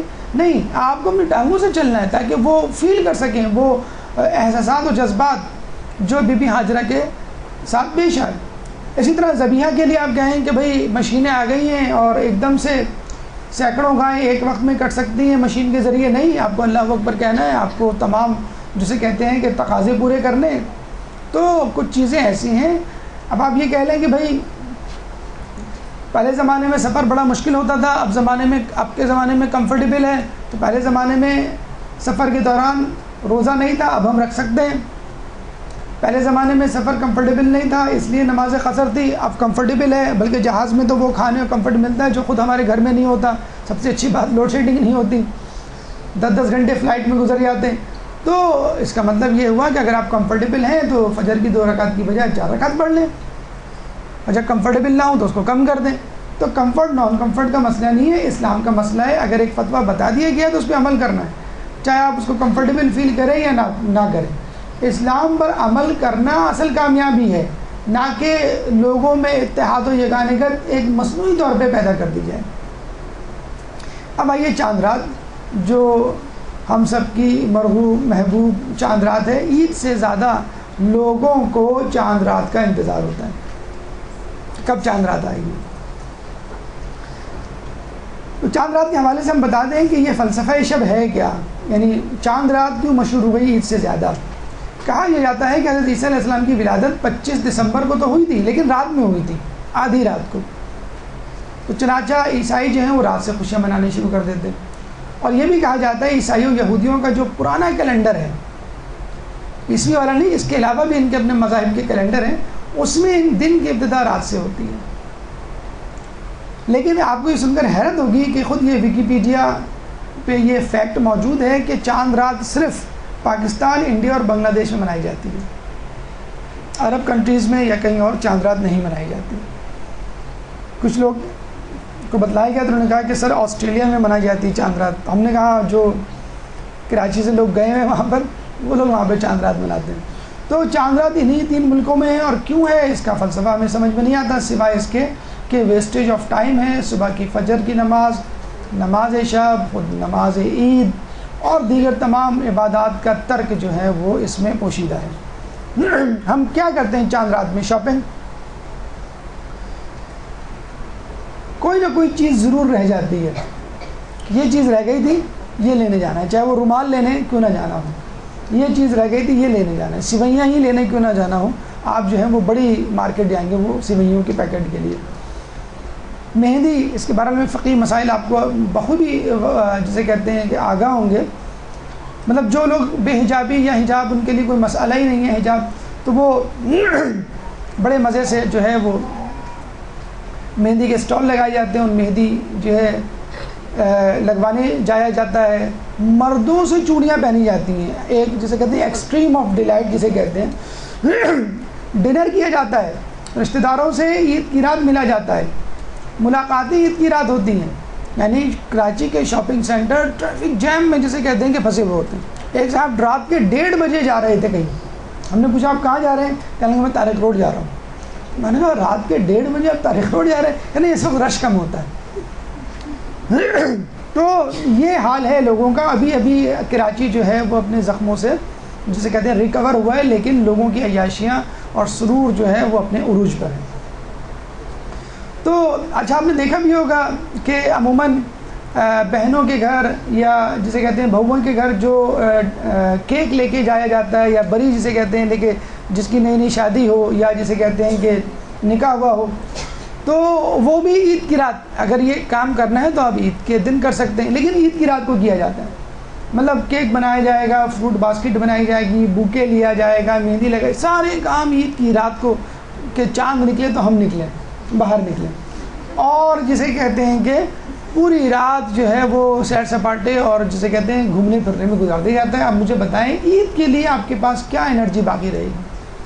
مطلب جو کام عیسائی کرسمس منا کر رہے ہیں، انہی لوگوں سے بدعت اس مستعار لی ہوئی ہے جو اب گناہ کا روپ دھار چکی ہے.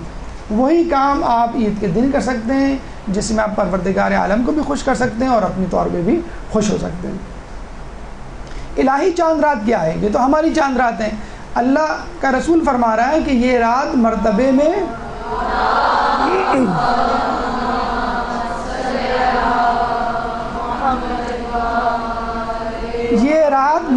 میں شب قدر سے کچھ کم نہیں. مجھے بتائیے کتنا بڑا اسٹیٹمنٹ ہے رسول خدا کا. مرتبے سے کچھ، ٹھیک ہے 19-20 کا فرق ہے اگر ہے تو، لیکن بہت بڑی بات ہے. شب قدر 1000 مہینے سے بہتر ہے تو ہو سکتا ہے یہ فقط 1999 ہو وغیرہ وغیرہ، لیکن بہرحال شب قدر سے کم نہیں ہے. رسول اللہ کا اسٹیٹمنٹ مفاتیح الجنان میں. لیلۃ الانعام، لیلۃ الجائزہ اس کو کہا گیا ہے کہ انعام کی رات ہے، جائزہ لینے کی رات، تحفے کی رات. مطلب بالکل ایسی مثال ہے کہ ایک مزدور کو کہا جائے کہ تم 30 دن کام کرو اور 30 دن بعد فلاں جگہ آ جانا کمپنی اور وہاں پہ تمہیں تنخواہ مل جائے گی. اور 30 دن بعد وہ کمپنی جانے کے بجائے کسی اور طرف نکل کھڑا ہو. لوگ کہیں بھائی کمپنی تو ادھر ہے، تم تو شاپنگ سینٹر کی طرف جا رہے ہو. تو جب تمہارے جیب میں تنخواہ نہیں ہوگی تو تم شاپنگ کیسے کرو گے؟ تو بالکل ایسی مثال ہے کہ مومن کو 30 دن محنت کرنے کے بعد اللہ تعالیٰ مسجد میں بلا رہا ہے. آ جاؤ بھائی مسجد میں سب اپنی اپنی عیدی لے لو. اور آپ کہہ رہے ہیں کہ نہیں مجھے جو ہے وہ شیطان محترم سے ملنے جانا ہے، وہ میرا اللہ والا چورنگی پہ انتظار کر رہا ہوں. نام بھی دیکھیں انہوں نے طارق روڈ کا جو ہے وہ اللہ والا چورنگی رکھا ہے. ابتدا اللہ سے اور اختتام بہادر آباد کی چورنگی پہ بہادری کے ساتھ، شیطان بہادر کے ساتھ.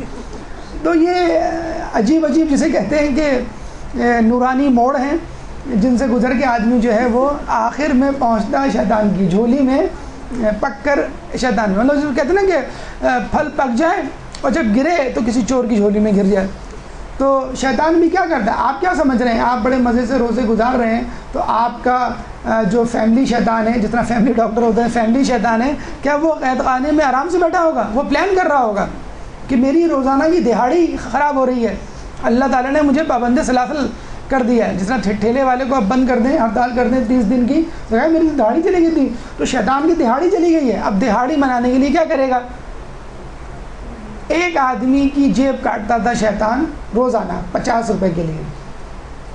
اس نے سوچا ٹھیک ہے میں چاند رات کو پوری تنخواہ کاٹ لوں گا اس کی جیب سے. بس شیطان وہی کر رہا ہے، 30 دن آپ کو نیکیاں کمانے کو دے رہا ہے اور چاند رات کو وہ اکٹھا آپ کی جھولی سے وہ تمام انعامات، وہ تمام تحفے، وہ تمام تقویٰ نکال لے گا جو آپ نے اس رمضان میں کمایا. تو ہم بڑے مزے سے رمضان میں نیکی کما رہے ہوتے ہیں اور پورا کا پورا جسے کہتے ہیں پارسل بنا کے، ایک بری بنا کے فروٹ کا ٹوکرا اور مٹھائی سمیت وہ شیطان کو پیش کر دیتے کہ یہ ہم نے کمایا ہے آپ کے لیے، لیٹس انجوائے. تو خدا کے لیے آپ کو چاند رات کی بجائے الہی چاند رات گزارنی چاہیے. الہی چاند رات کے کیا تقاضے ہیں؟ نمبر 1 غسل کیجئے غروب آفتاب کے وقت. نمبر 2 شب بیداری میں گزاریے. مسجد میں شب بیداری کا اسپیشلی کہا گیا ہے. دعا، نماز، استغفار، طلب حاجات. تکبیریں پڑھیے مغرب کی نماز کے بعد، عشاء کی نماز کے بعد، فجر کی نماز کے بعد، نماز عید کے بعد. اللہ اکبر اللہ اکبر لا الہ الا اللہ واللہ اکبر وللہ الحمد الحمد للہ علی ما ہدانا ولہ الشکر علی ما اولانا.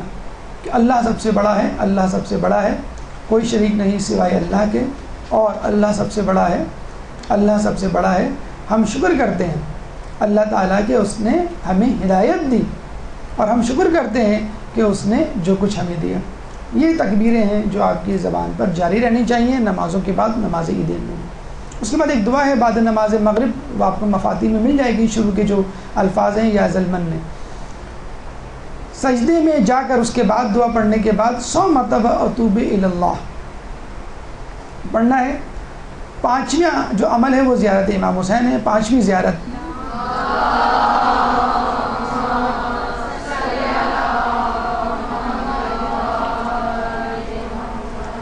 آپ اگر مفاتیح کھول کے دیکھیں تو زیارت کے باب میں زیارت امام حسین، پہلی زیارت، دوسری زیارت، تیسری، چوتھی، پانچویں زیارت کے آگے لکھا ہوا ہے نماز عید اور عید الفطر اور شب عرفہ نیمہ شعبان کے وقت پڑھنے والی زیارتیں.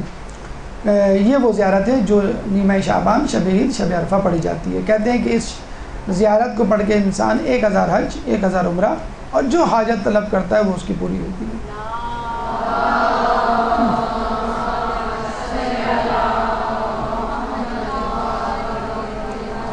اس کے علاوہ دعائے شب جمعہ یا دائم الفضل 3 لائن کی دعا ہے جو آپ کو نماز شب جمعہ کے اعمال میں مل جائے گی. 10 مرتبہ اس کو پڑھنا ہے. 10 رکعت نماز ہے جو ماہ رمضان میں آخری شب کے اعمال میں پڑھی جاتی ہے. 2 رکعت نماز یہ خصوصی طور پر اس کی بڑی تاکید ہے اور مساجد میں خاص طور پہ اس کا اہتمام کیا جاتا ہے. آپ نے بھی پڑھی ہوگی. پہلی رکعت میں 1000 مرتبہ یا 100 مرتبہ سورہ توحید. 1000 مرتبہ سن کر لوگوں کا جو بلڈ پریشر لو ہو جاتا ہے، فینٹ ہو جاتے ہیں. 1000 مرتبہ، اور کہیں آیا ہے 100 مرتبہ.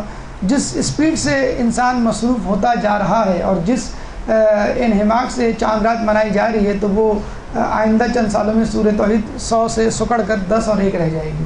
بہرحال روایتوں میں جو آیا ہے وہ 1000 اور 100 کا حصہ آیا ہے. دوسری رکعت میں فقط 1 ہی مرتبہ سورہ توحید ہے. بعد نماز سجدے میں جا کر 200 مرتبہ اتوبوا الی اللہ، اور اس کے بعد ایک چھوٹی سی دعا ہے یا ذا المن والجود. تو یہ وہ دعا ہے، یہ وہ نماز ہے. اسپیشلی اگر آپ دیگر نمازیں نہ پڑھ سکیں تو کم از کم ان 2 رکعت کو انجام دیں. 1000 مرتبہ نہ پڑھ سکیں تو 100 مرتبہ، 100 مرتبہ نہ پڑھ سکیں تو کم از کم 10 مرتبہ. مستحب نمازیں اس میں تھوڑا تغیر تبدل ہو سکتا ہے، لیکن جس طرح لکھا ہوا ہے اگر آپ اس طرح پڑھیں تو یقیناً آپ کو اسی طرح کا اجر ملے گا کہ جس طرح کہ منقول ہے اس نماز کے لیے، ان اعمال کے لیے. تو اس نماز کو ضرور پڑھیے گا۔ اس نماز کے لیے مولا علی فرماتے ہیں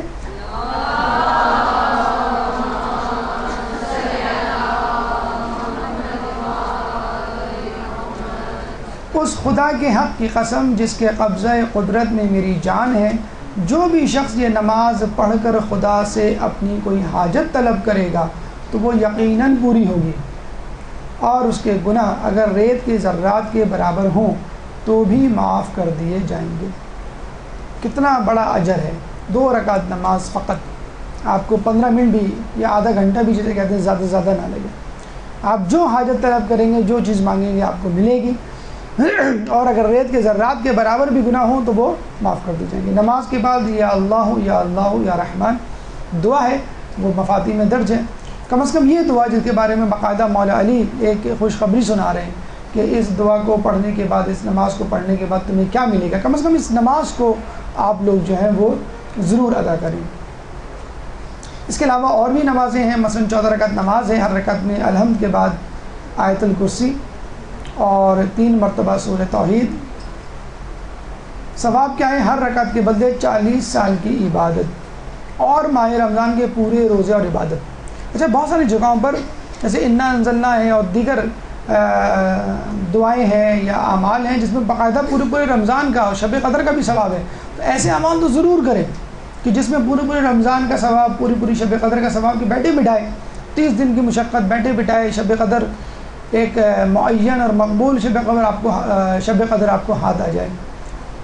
غسل کہتے ہیں کہ آخری شب یعنی فجر سے پہلے بھی غسل ہے، اور یہ بھی موجود ہے مفاتی میں کہ مصلی عبادت پر صبح صادق تک موجود رہنا۔ مطلب بڑی عجیب بات ہے، اور تھوڑا سا نعوذ باللہ لوگوں کو غصہ بھی آتا ہے کہ یہ کیا ہے، چاند رات کو بھی اللہ تعالیٰ ہمیں جگا رہا ہے۔ اور وہی اللہ اگر آپ کو کہہ دے کہ آپ کو جو ہے وہ کراچی کے شاپنگ سینٹرز پہ سیل لگی ہے، جو چاہیں لے جائیں، 10% صرف دینا ہے آپ کو 100 میں سے، تو آپ جو ہے پوری رات جو ہے وہ شاپنگ سینٹر میں گزار دیں۔ کہتے ہیں کہ انگلینڈ، یورپ اور امریکہ میں جو کرسمس کا دن ہوتا ہے، جب وہ گزر جاتا ہے تو اس کے اختتام پر جو نیکسٹ ڈے آتا ہے اس میں سیل لگتی ہے۔ کیوں کہ اگر لوگوں نے کرسمس میں اگر نہیں خریدا تو اس کے بعد تو کافی عرصے تک دکاندار بیکار بیٹھے ہوتے ہیں، تو کہتے ہیں کہ اس پوری رات کو لوگ شاپنگ سینٹر میں گزارتے ہیں، پوری رات کیوں لگی ہوئی ہوتی ہے، اور دکانیں وہاں تو 9 بجے کھلتی ہیں۔ ہمارے یہاں تک طرح کے لوگ تو ہیں نہیں کہ رمضان آ گئے تو رات بھر دکان کھلی رہے گی۔ تو کرسمس کے دوسرے دن یعنی 26 دسمبر کو سیل لگتی ہے۔ اس سیل کے لیے 25 دسمبر اور 26 دسمبر کی درمیانی شب لوگ شاپنگ سینٹرز اور شاپنگ مالز میں باقاعدہ کیوں لگا کے بیٹھے ہوتے ہیں، رات بھر بیٹھے ہوتے ہیں، اسے کہتے ہیں، تاکہ ہمیں دوسرے دن سامان مل جائے۔ تو مومن مصلی پر کیوں نہیں بیٹھ سکتا رات بھر؟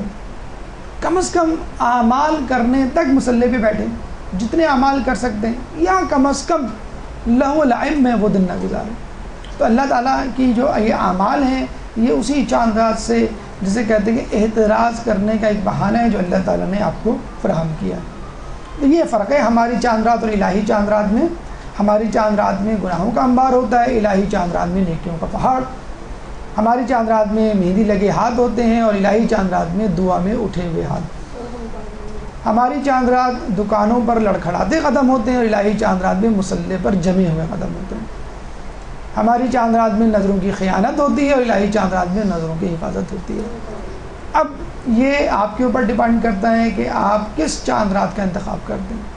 اپنی خود ساختہ بنائی ہوئی، ہم نے آپ کو بتا دیا ہے کہ پاکستان، انڈیا اور بنگلہ دیش میں فقط جسے کہتے ہیں کہ خود ساختہ چاند رات ہے جس کو بنایا گیا ہے، اور جس کی وجہ سے عید میں ہونے والے تمام اعمال جو ہیں وہ غارت ہو جاتے ہیں۔ تو ویسے بھی آپ کو جاگنا تو ہے، نہ چاہتے ہوئے بھی کچھ نہ کچھ دیر تک یا لیٹ نائٹ لوگ جاگ لیتے ہیں، تو کم از کم ان اعمال کو کرنے کے بعد سوچیں، اگر آپ پوری رات جاگنے کی، جسے کہتے ہیں کہ جاگنے کی استطاعت یا تحمل نہیں رکھتے، تو اس عید کو، اس چاند رات کو پچھلی عیدوں اور پچھلی چاند رات سے ذرا مختلف گزاریں۔ اب آئیے صبح عید کی طرف، کہ جب ہم صبح عید کرتے ہیں تو اس وقت ہمیں کس طرح اپنی عید کی ابتدا کرنی چاہیے۔ درود پڑھ دیں محمد والے محمد۔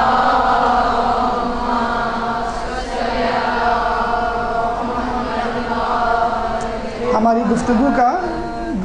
گفتگو کا چوتھا مرحلہ دیکھیے، عید کا دن بھی اعمال سے شروع ہوتا ہے. دیکھیں یہ ایک عجیب بات ہے کہ اوروں کے ہاں غیر اسلام میں تہوار کے دن مادر پدر اعزاز ہوتا ہے، قوانین اور اصول کو ایک طرف ڈال دیتا ہے، اخلاقیات کو لات مار دیتا ہے، اور شیطان کا پجاری، شیطان کا چیلا بن کر زندگی وہ دن گزارتا ہے. یہ بھی اللہ تعالیٰ عید کے دن، تہوار کے دن، خوشی کے دن بہت زیادہ اس بات کی طلب کرتا ہے، تاکید کرتا ہے کہ تم مجھ کو یاد رکھ. کیوں؟ دیکھیں ایک فطری بات ہے، غم میں خدا ضرور یاد آتا ہے، ضرور بالضرور یاد آتا ہے. امام جعفر صادق علیہ السلام کے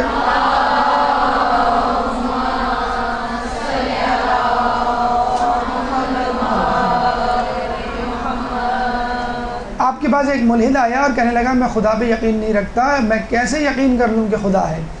امام نے فرمایا کبھی تیرے ساتھ ایسا ہوا ہے کہ بیچ دریا میں طوفان آیا ہو، منجدار میں تیری کشتی ڈولی ہو اور تو ڈوبنے کے قریب ہو اور تیرے دل میں ایک امید کی کرن پھوٹی ہو؟ اس نے کہا ہاں. چلا بس وہی خدا ہے.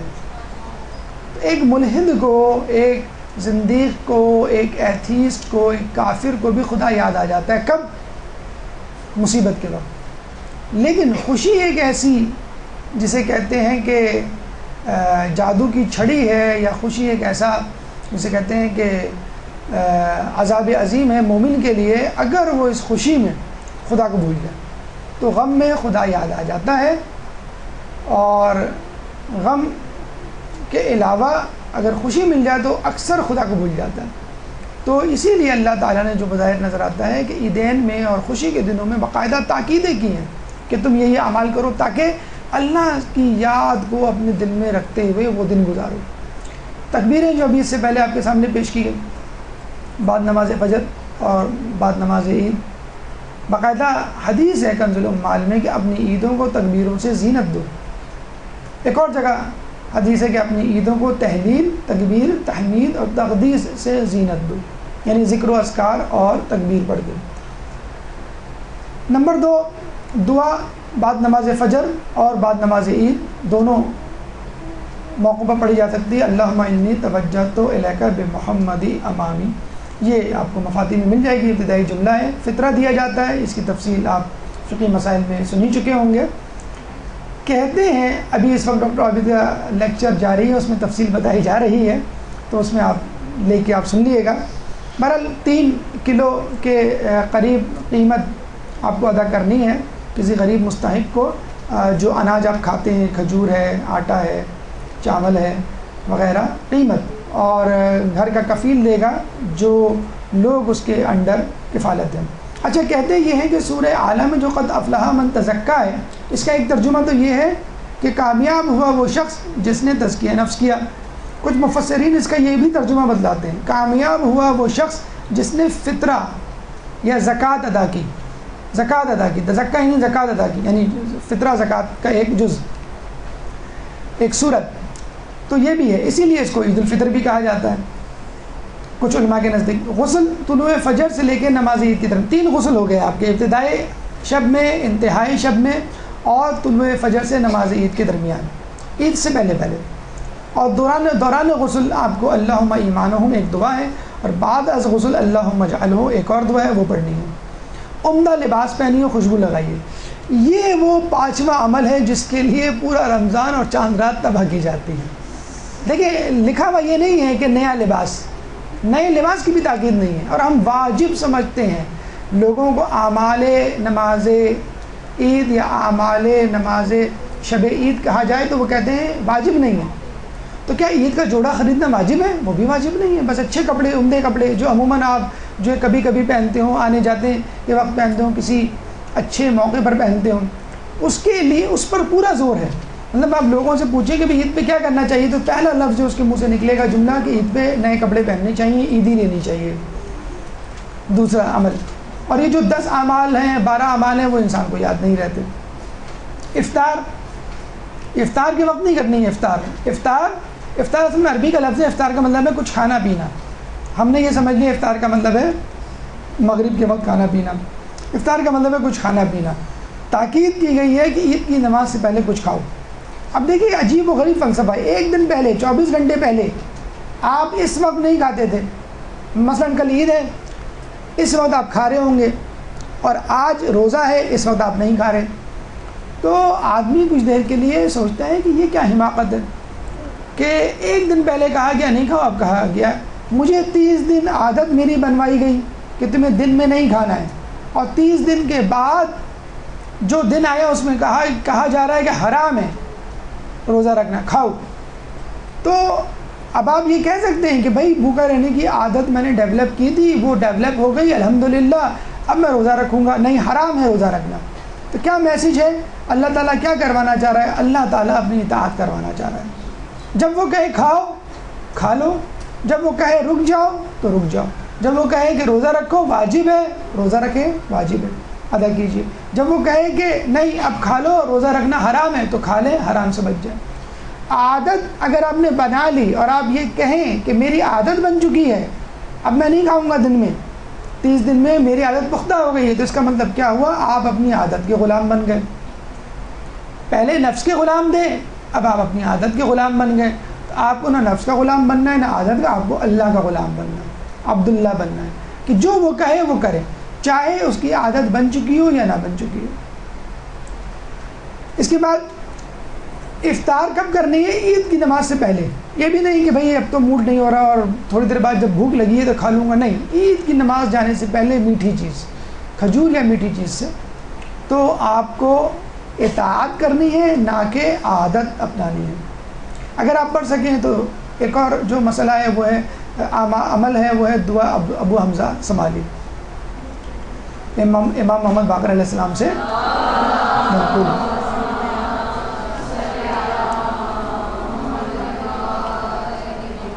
اس کے علاوہ ایک دعا جو عید الفطر میں پڑھی جاتی ہے، عید الاضحیٰ میں بھی اور جمعے کے بعد بھی، اللہم من تحیہ فی سے اس کی ابتدا ہوتی ہے. 8واں عمل نماز عید ہے، 2 رکعت نماز مستحب. یہ بڑی مشہور نماز ہے جو لوگ اکثر پڑھتے ہیں، اور یہ بھی کہا جاتا ہے کہ لوگ اس طرح پڑھتے ہیں جیسے واجب ہے، اور روزانہ کی 5 نمازیں جو ہے وہ نہیں پڑھتے. 80% لوگوں کی نماز فجر جو ہے قضا ہوتی ہے، لیکن نماز عید ضرور پڑھنے جاتے ہیں. بہرحال مستحب نمازیں پڑھنی چاہیے. پہلی رکعت میں سورہ اعلیٰ 5 تکبیروں کے ساتھ، دوسری رکعت میں سورہ شمس 4 تکبیروں کے ساتھ. بعد نماز صحیفہ کاملہ کی دعا نمبر 46 آپ کو پڑھنی ہے. اس کے بعد وہی زیارت امام حسین اور دعائے ندبہ جو جمعے کے دن اور عید کے دن پڑھنے کی بڑی تاکید آئی ہے. اس کے بعد سجدے میں جا کے اللہ اعوذ بک من النار کہ اللہ مجھے عذاب نار سے بچا. اس کے بعد 100 مرتبہ الف با الف با. آپ نے دیکھا ابھی مولا علی نے جو کہا تھا کہ عید اس کی ہے جس کے گناہ معاف ہو جائیں، تو آپ اعمال نماز، اعمال شب عید اور اعمال یوم عید دونوں کا ایک جائزہ لے لیجئے. تمام اعمال میں اپنے گناہوں کی مغفرت، تمام اعمال میں اپنے گناہوں کا اعتراف، تمام اعمال میں کم و بیش اللہ کے سامنے مغفرت کی طلبی، عافیت کی طلبی. تو عید میں خصوصی طور پر رمضان کی طرح رمضان سے بڑھ کر اللہ کو یاد رکھنا، اللہ کے قریب ہونا ہے کہ یہ آپ کو وہ دن ہے کہ جو حقیقی خوشیاں دے گا اور آپ کے لیے عیدی فراہم کرے گا. یہی اللہ تعالیٰ کی طرف سے مغفرت ہی اصل میں حقیقی عیدی ہے. دیکھیں ہمارا مذہب غور و فکر کی کتنی زیادہ تاکید کرتا ہے. قرآن میں آیا ہے نا، سورہ نحل آیت نمبر 11 میں اللہ کیا فرماتا ہے؟ والزیتون والنخیل والزیتون والنخیل والعناب. غور و فکر کی دعوت دیتا ہے کس پر؟ زیتون پر، نخیل نخلا کھجور پر، عناب اور انگور پر، ومن کل الثمرات اور تمام پھلوں پر، ان فی ذلک لآیات لقوم یتفکرون کہ وہ آیات ہیں تم غور کرو ان آیات پر. تو اللہ چھوٹی چھوٹی چیزوں پر غور کرنے کا کہہ رہا ہے، اپنے نفس پر غور کرنے کا کہہ رہا ہے. تو اسی طرح جب آپ نماز عید کے لیے نکلتے ہیں تو مولا علی فرماتے ہیں کہ غور کرو. وہ فرماتے ہیں کہ اے لوگوں یہ وہ دن ہے کہ جب نیک لوگوں کو نوازا جاتا ہے اور بدکار ناکام ہوتے ہیں. یہ دن اس دن کی طرح ہے کہ جب تم اللہ کے سامنے کھڑے ہو گئے. پھر فرماتے ہیں اب غور و فکر کرو. کیسے غور و فکر کرو؟ یعنی جب تم اپنے گھروں سے اپنی عبادت گاہوں کی طرف نکلو تو اس دن کو یاد کرو کہ جب تم قبروں سے نکل کر اپنے اللہ کے حضور پیش کیے جاؤ گے۔ جب آپ نماز عید کے لیے نکلے تو یہ سوچیں۔ اس کے بعد جب تم اپنی عبادت کی جگہ کھڑے ہو اس وقت کو یاد کرو کہ جب تم اپنے خدا کے سامنے کھڑے ہو گے، روز محشر کے دن، قیامت کے دن، جب تمہارا نام اعمال تمہارے ہاتھ میں دیا جائے گا۔ اور جب تم اپنے گھروں کو لوٹو تو اس وقت کو یاد کرو کہ جب تم جنت کی طرف اپنے گھروں کو لوٹو گے، جنت کی طرف۔ دیکھیں پازیٹیو اپروچ ہے، آپٹمسٹک اپروچ ہے، اور مولا جو ہے ہم سے حسن ظن رکھتے ہوئے کہہ رہے ہیں۔ حالانکہ بہت سارے ایسے لوگ ہوں گے جو خدا نخواستہ جن کا رخ کہیں اور ہوگا، لیکن جو صحیح طور پہ روزے رمضان، ماہ رمضان گزارے گا اور عید کے دن معصیت سے دور رہے گا، گناہ سے اپنے دامن کو آلودہ نہیں کرے گا، تو انشاءاللہ غور و فکر کرتے ہوئے اللہ تعالیٰ اس کی مغفرت کرے گا۔ اور عید کے دن بھی وہ اس فکر میں رہا کہ میں بخشا جاؤں گا یا نہیں، تو اللہ تعالیٰ ضرور اس کو جنت کی طرف لے جائے گا۔ تو تفکر نہ صرف رمضان میں بلکہ عید کے دن بھی آپ کو انجام دینا ہے۔ پھر اس کے بعد فرماتے ہیں، اسی روایت کو آگے بڑھاتے ہیں، مولا فرماتے ہیں، اے اللہ کے بندوں، کم از کم انعام مردوں اور عورتوں کے لیے جنہوں نے ماہ رمضان میں روزہ رکھا وہ یہ ہے کہ ایک فرشتہ ماہ رمضان کے آخری دن یہ کہے گا، اے اللہ کے بندے خوشی مناؤ کہ تمہارے تمام پچھلے گناہ معاف کر دیے گئے ہیں، آئندہ کے لیے خیال رکھنا کہ کیا کرتے ہو۔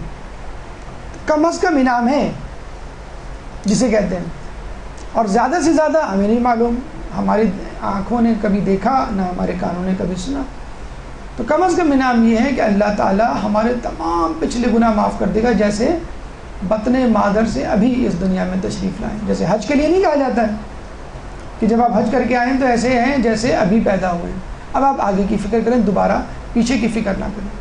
تو چاہے وہ عورت ہو چاہے وہ مرد ہو جس نے ماہ رمضان میں روزے رکھے، آخری روزے کو ایک فرشتہ خوشخبری سنانے کے لیے آتا ہے کہ تمہارے تمام گناہ جو ہے وہ معاف ہو گئے۔ اب آئیے یوم عید کہ ہم یوم عید کس طرح منائیں۔ ایک درود پڑھ دیجیے محمد علیہ وسلم۔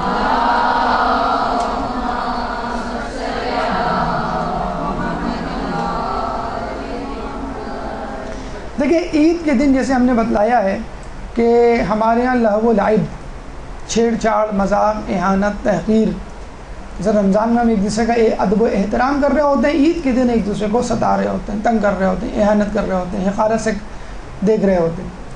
تو مفاتیح میں کیا دعا ہے، ابھی آپ جب پڑھیں گے اس کے ترجمے میں آپ پڑھیے گا تو آپ کو پتہ چلے گا، وَلَا تَقْطَعْ يَوْمَكَ هَٰذَا بِاللَّعْبِ وَالْأَعْمَالِ، کہ اپنے اس دن کو قطع نہ کرو، برباد نہ کرو لہو و لعب کی محفلوں یا اعمال سے۔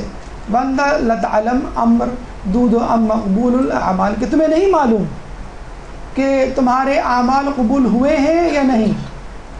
فَإِنْ رَجَوْتَ الْقَبُولَ فَقَابِلَ ذَلِكَ بِالشُّكْرِ الْجَمِيلِ، اگر تمہارے اعمال قبول ہوئے ہیں تو شکر جمیل کرو۔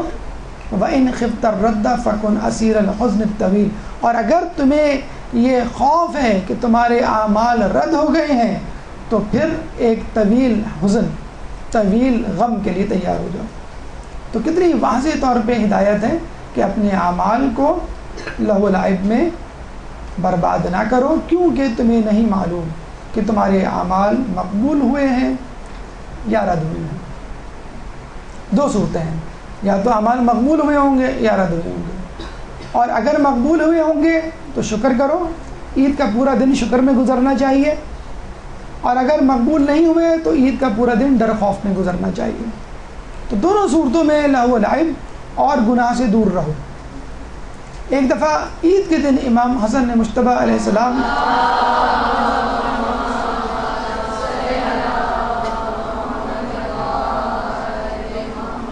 کہیں سے گزر رہے تھے تو دیکھا عید کے دن لوگ لہو و لعب کھیلتا، ایسے کھیل تماشے مصروف ہیں کہ جو معیوب ہے۔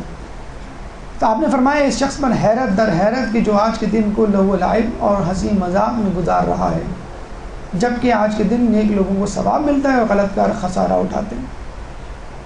خدا کی قسم اگر پردے ہٹا دیے جائیں تو لوگوں کو پتہ چل جائے اور وہ اچھی طرح جان لیں کہ نیک لوگ اپنی نیکیوں میں مصروف ہیں، جبکہ گناہگار اپنے گناہوں میں گرفتار ہیں۔ تو آپ نے دیکھا اگر ہماری طرف سے پردے ہٹا دیے جائیں تو دو ہی قسم کے لوگ ہمیں نظر آئیں گے. جو نیک کام کر رہے ہیں اس کا مطلب یہ ہوا کہ وہ نیکوکار ہیں, نیکیاں کرتے آئے تھے اور اب بھی نیکیاں کر رہے ہیں, اور جو بدکار ہیں وہ گناہ کرتے آئے تھے اب بھی گناہ کر رہے ہیں. تو عید کے دن یہ نہ سمجھ لیجئے کہ میں نیکوکار تھا آج مجھے تھوڑا سا گناہ کر لینا چاہیے. تو جو عید کے دن گناہ کر رہا ہے اس کے لیے یہ الارم ہے کہ اس نے رمضان بھی گناہوں میں گزارا ہے اور اس طرح استفادہ نہیں کیا جس طرح کرنا چاہیے تھا. اسی طرح اگر کوئی شخص عید میں نیکی کر رہا ہے تو وہ اطمینان کر لے کہ اس کا رمضان بھی نیکیوں میں گزرا ہے اور مقبول نیکیوں میں گزرا ہے. عید کے بعد اور عید کے تمام دن آپ نے دیکھا ہوگا معانقہ کیا جاتا ہے. حدیث ہے امام جعفر صادق علیہ السلام سے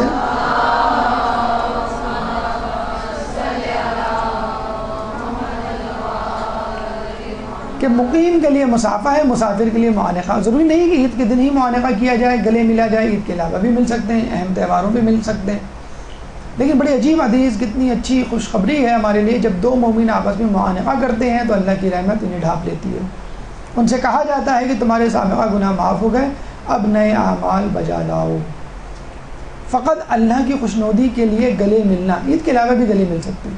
ہم یہاں کیا کہتے ہیں, ارے بھائی بڑی لمبی لائن لگی ہوئی ہے, بعد میں آگے مل لیں گے, یہ ابھی فرصت نہیں ہے. اکثر لوگ گلے ملتے ہوئے, ارے بھائی کتنے لوگ جو ہیں وہ ان سے میں گلے مل چکا ہوں, کمر میری ٹوٹ چکی ہے, یار ہاتھ ملا لو بعد میں گلے. مطلب اس طرح نعوذ باللہ مذاق اڑایا جاتا ہے گلے ملنے کا, اور کتنا بڑا اللہ تعالیٰ اجر دے رہا ہے. فقط اور یہ کوئی مشکل کام بھی نہیں ہے. عید کے دن تو ہر کسی کو آپ کو گلے لگانا ہے.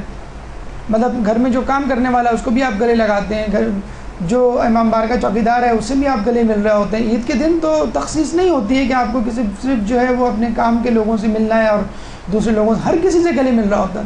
نیت خالص کر لیں, 10 لوگوں سے گلے ملے, 10 مرتبہ آپ کے گناہ معاف ہوئے, 10 مرتبہ اللہ کی رحمت نے آپ کو ڈھانپا.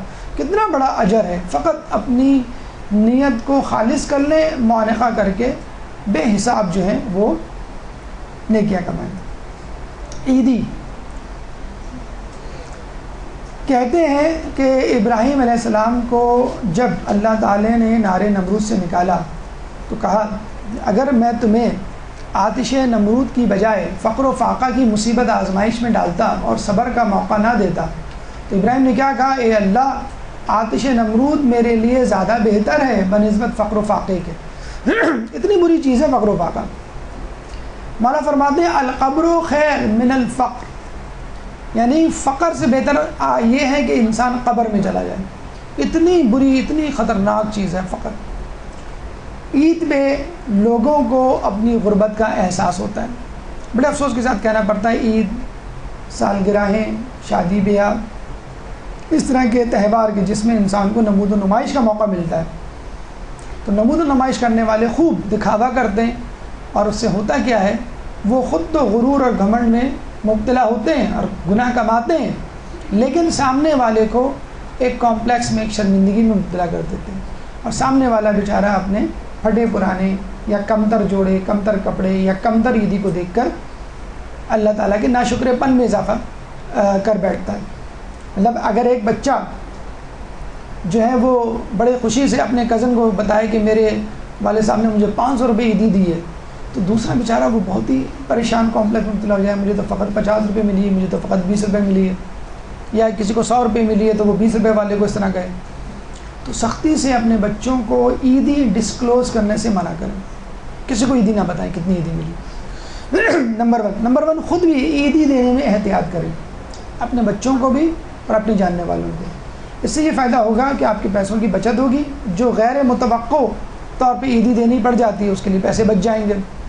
دوسری بات یہ ہے کہ عیدی دینے میں اعتدال سے کام لیجیے. اگر آپ زیادہ عیدی دینے کے روادار ہیں, دے بھی سکتے ہیں, تب بھی ایک اعتدال سے کام لیتے ہوئے عیدی دیجیے. اور اس کا بہترین طریقہ یہ ہے کہ عیدی کے ساتھ کوئی تحفہ دے دیجیے. بچوں کو یہ کہیے کہ عیدی کو کھانے پینے کی چیزوں میں خرچ کرنے سے بہتر ہے اس کو جمع کرو, اور جمع کرنے کے بعد اپنے لیے کوئی اچھی سی چیز لے لو, بجائے اس کے کہ وہ روزانہ جو ہے وہ 500 کا نوٹ 100 کا نوٹ لے کے نکلیں, بھئی اب تو عید ہے, اب تو میں جو بھی چاہوں وہ کھاؤں پیوں. تو بہتر یہ ہے کہ ان کو ٹریننگ دی جائے کہ اسراف نہ کرو. ان کو ٹریننگ دی جائے کہ اگر تمہیں زیادہ عیدی مل رہی ہے تو اس عیدی کا دکھاوا نہ کرو. تمہیں عید پہ کوئی اچھا جوڑا ملا ہے تو لوگوں کے سامنے اتراؤ مت کوئی امی نے ابو نے موبائل یا کوئی چیز خرید کے دے دی ہے تو وہ لوگوں کو دکھا دینا، پھر اس سے لوگوں کے دل ٹوٹتے ہیں۔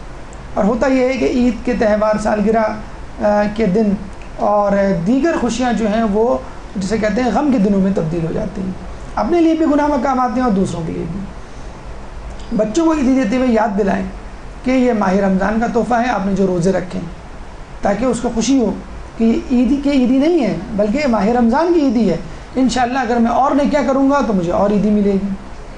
اسی طرح ان کو یہ یاد دلائیں کہ ہم عیدی تمہیں دے رہے ہیں ماہ رمضان کی دنیا میں، لیکن اصل عیدی قیامت دن اللہ تعالیٰ تمہیں دے گا۔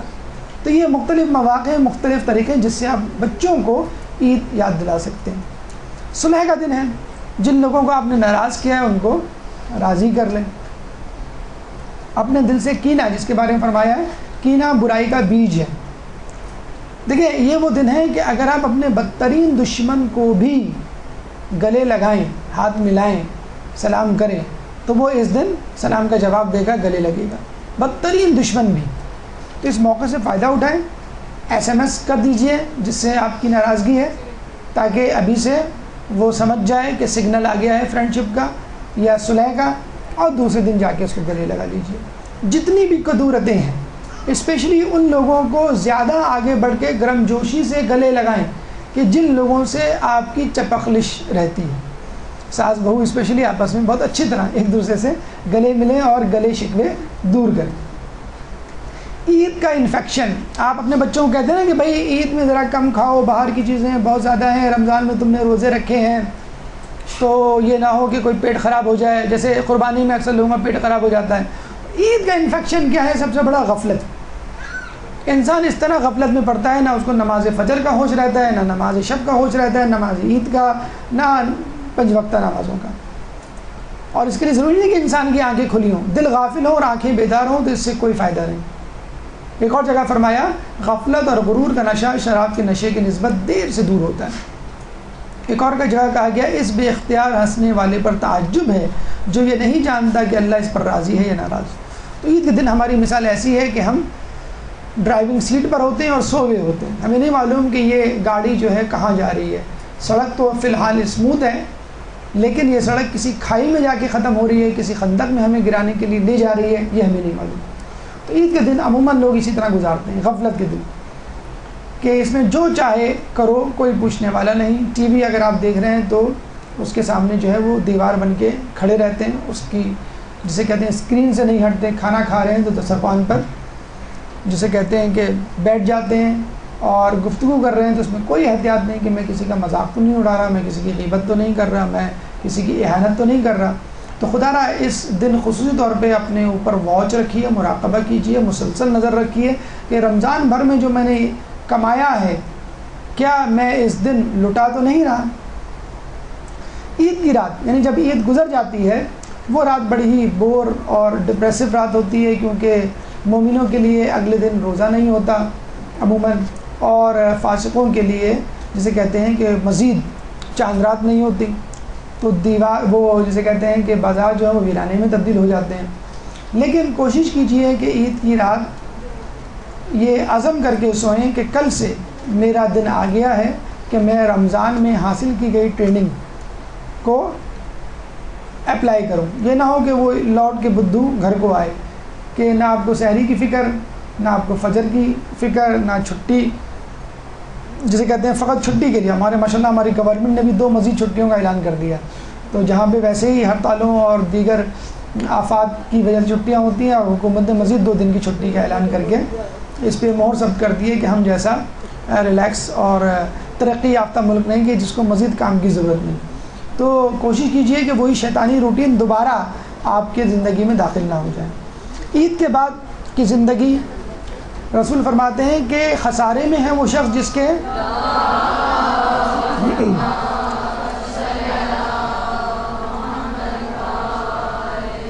خسارے میں ہے وہ شخص جس کے 2 دن برابر گزرے۔